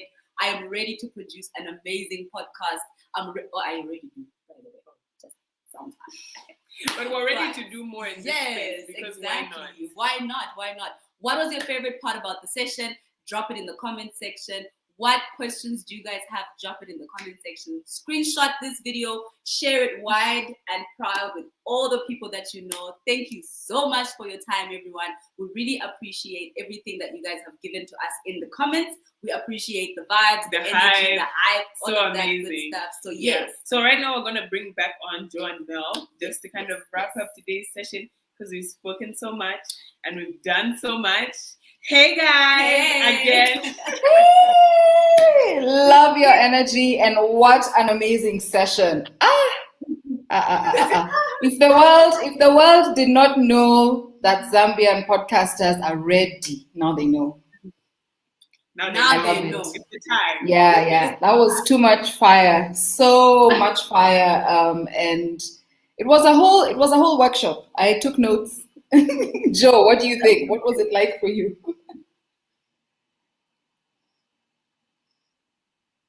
Oh, you're muted, Joe. Joe's muted. Oh, okay. The struggle is. So here I am. So actually, that was really, really incredible. I learned so much. The power of collaborating together and creating opportunities to meet. People don't necessarily know that there was a physical meetup. Of course, outdoors last week, where all the Zambian podcasters who you saw got a chance to hang out and actually connect and get to know each other. And it wasn't a thing where it had to be online or it had to be in a certain format. It was as you like, come as you are. And so we are hoping that this sparks a lot of similar meetups. If you're watching this celebrating International Podcast Day and you're thinking, how do I do this for myself? How do I get my friends together? Literally, just call them, form a WhatsApp group if you use WhatsApp, whatever your message platform is, and try and see if you can connect. I think online is beautiful. In person will come back. There are going to be opportunities to do that. Yeah. Thank you so much, Joe. And thank you so much, Belia and Adele, for organizing your squad, for bringing together these amazing podcasters, Bongo Hive, for hosting the session with us today. It's been amazing, and your energy is just permeating through the internet to us. You've given us all the energy, all the energy. Yeah, so we'd like to, as we just wind up what has been a really, really, really insightful and fun and uplifting. What's the word? Like my cup feels poured into. And this is what always happens whenever we come together. It's been such an amazing afternoon, so energizing. I have learned so much. We hope you've all learned so much. Those of you who've joined us. It's again, for us as well, this is always kind of the first time that we're meeting all together like this.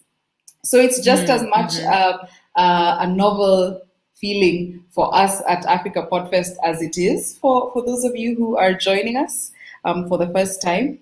I'm just trying to pick up to summarize what we've done today. We started off the afternoon with a really cool afternoon or morning, the afternoon for us here in Nairobi, with a really cool workshop by Jonathan from Hindenburg, on editing, and learned that there's some really cool tricks that make editing really fun and easy on Hindenburg.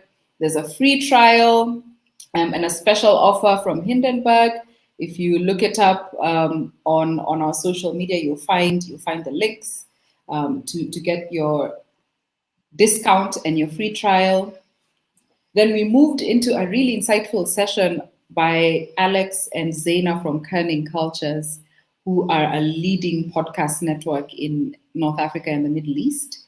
And they were talking about like really practical tips on and the hacks they use to find good stories. And they talked about everything from just immersing yourself in your community as a podcaster and as a storyteller, to scrolling the internet and reading and watching interesting material and following people on social media who are saying interesting things culturally, socially, artistically, and developing your podcast story from those interesting tidbits.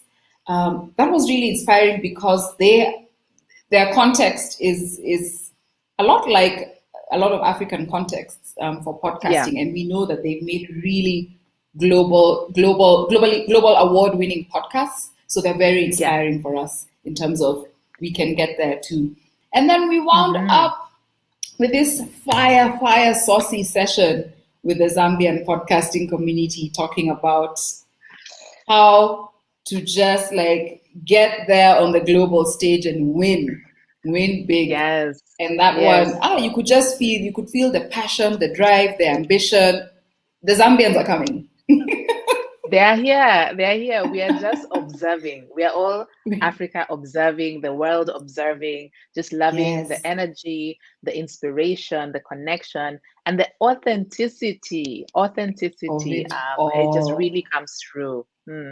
Exactly. We're so grateful to everybody who's joined in and contributed their time, their perspective, their energy to share with everyone else with us on this platform. Thank you so much. Thank you to all who've joined us from wherever you are in the world on the stream to watch. Thank you so much for speaking to us also on the social media, on the socials, for engaging in the conversation.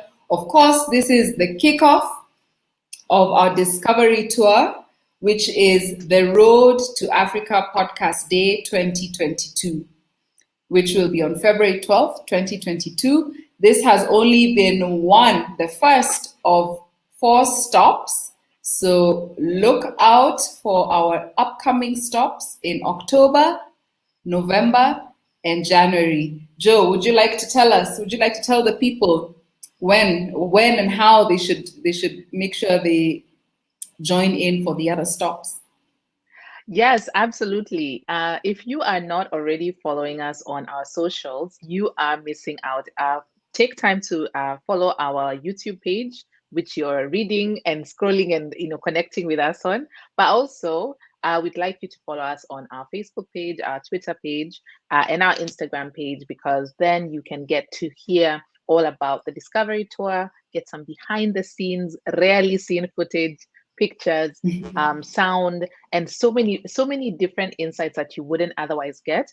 We always make our events as accessible as possible. So if you are able to kind of join us online, that's the only barrier is your own presence and your ability to be online.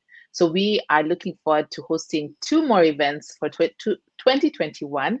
We will announce those locations as soon as possible. But if you don't want to miss out, please sign up using our Eventbrite link, which we are on our socials and here, and as well as make sure that you take time to connect with an African podcast on the African Podcast Database on our website, which is www.africapodcastfestival.com, and tell us how you're celebrating International Podcast Day, as well as how you're preparing to join the Discovery Tour. We will be trying to connect different African podcast hubs. And so look out for yours and for an event close to you. We are so excited to hear from you. Please reach out to us and let us know what you think. Send us your suggestions, and we'll be happy to keep connecting with you.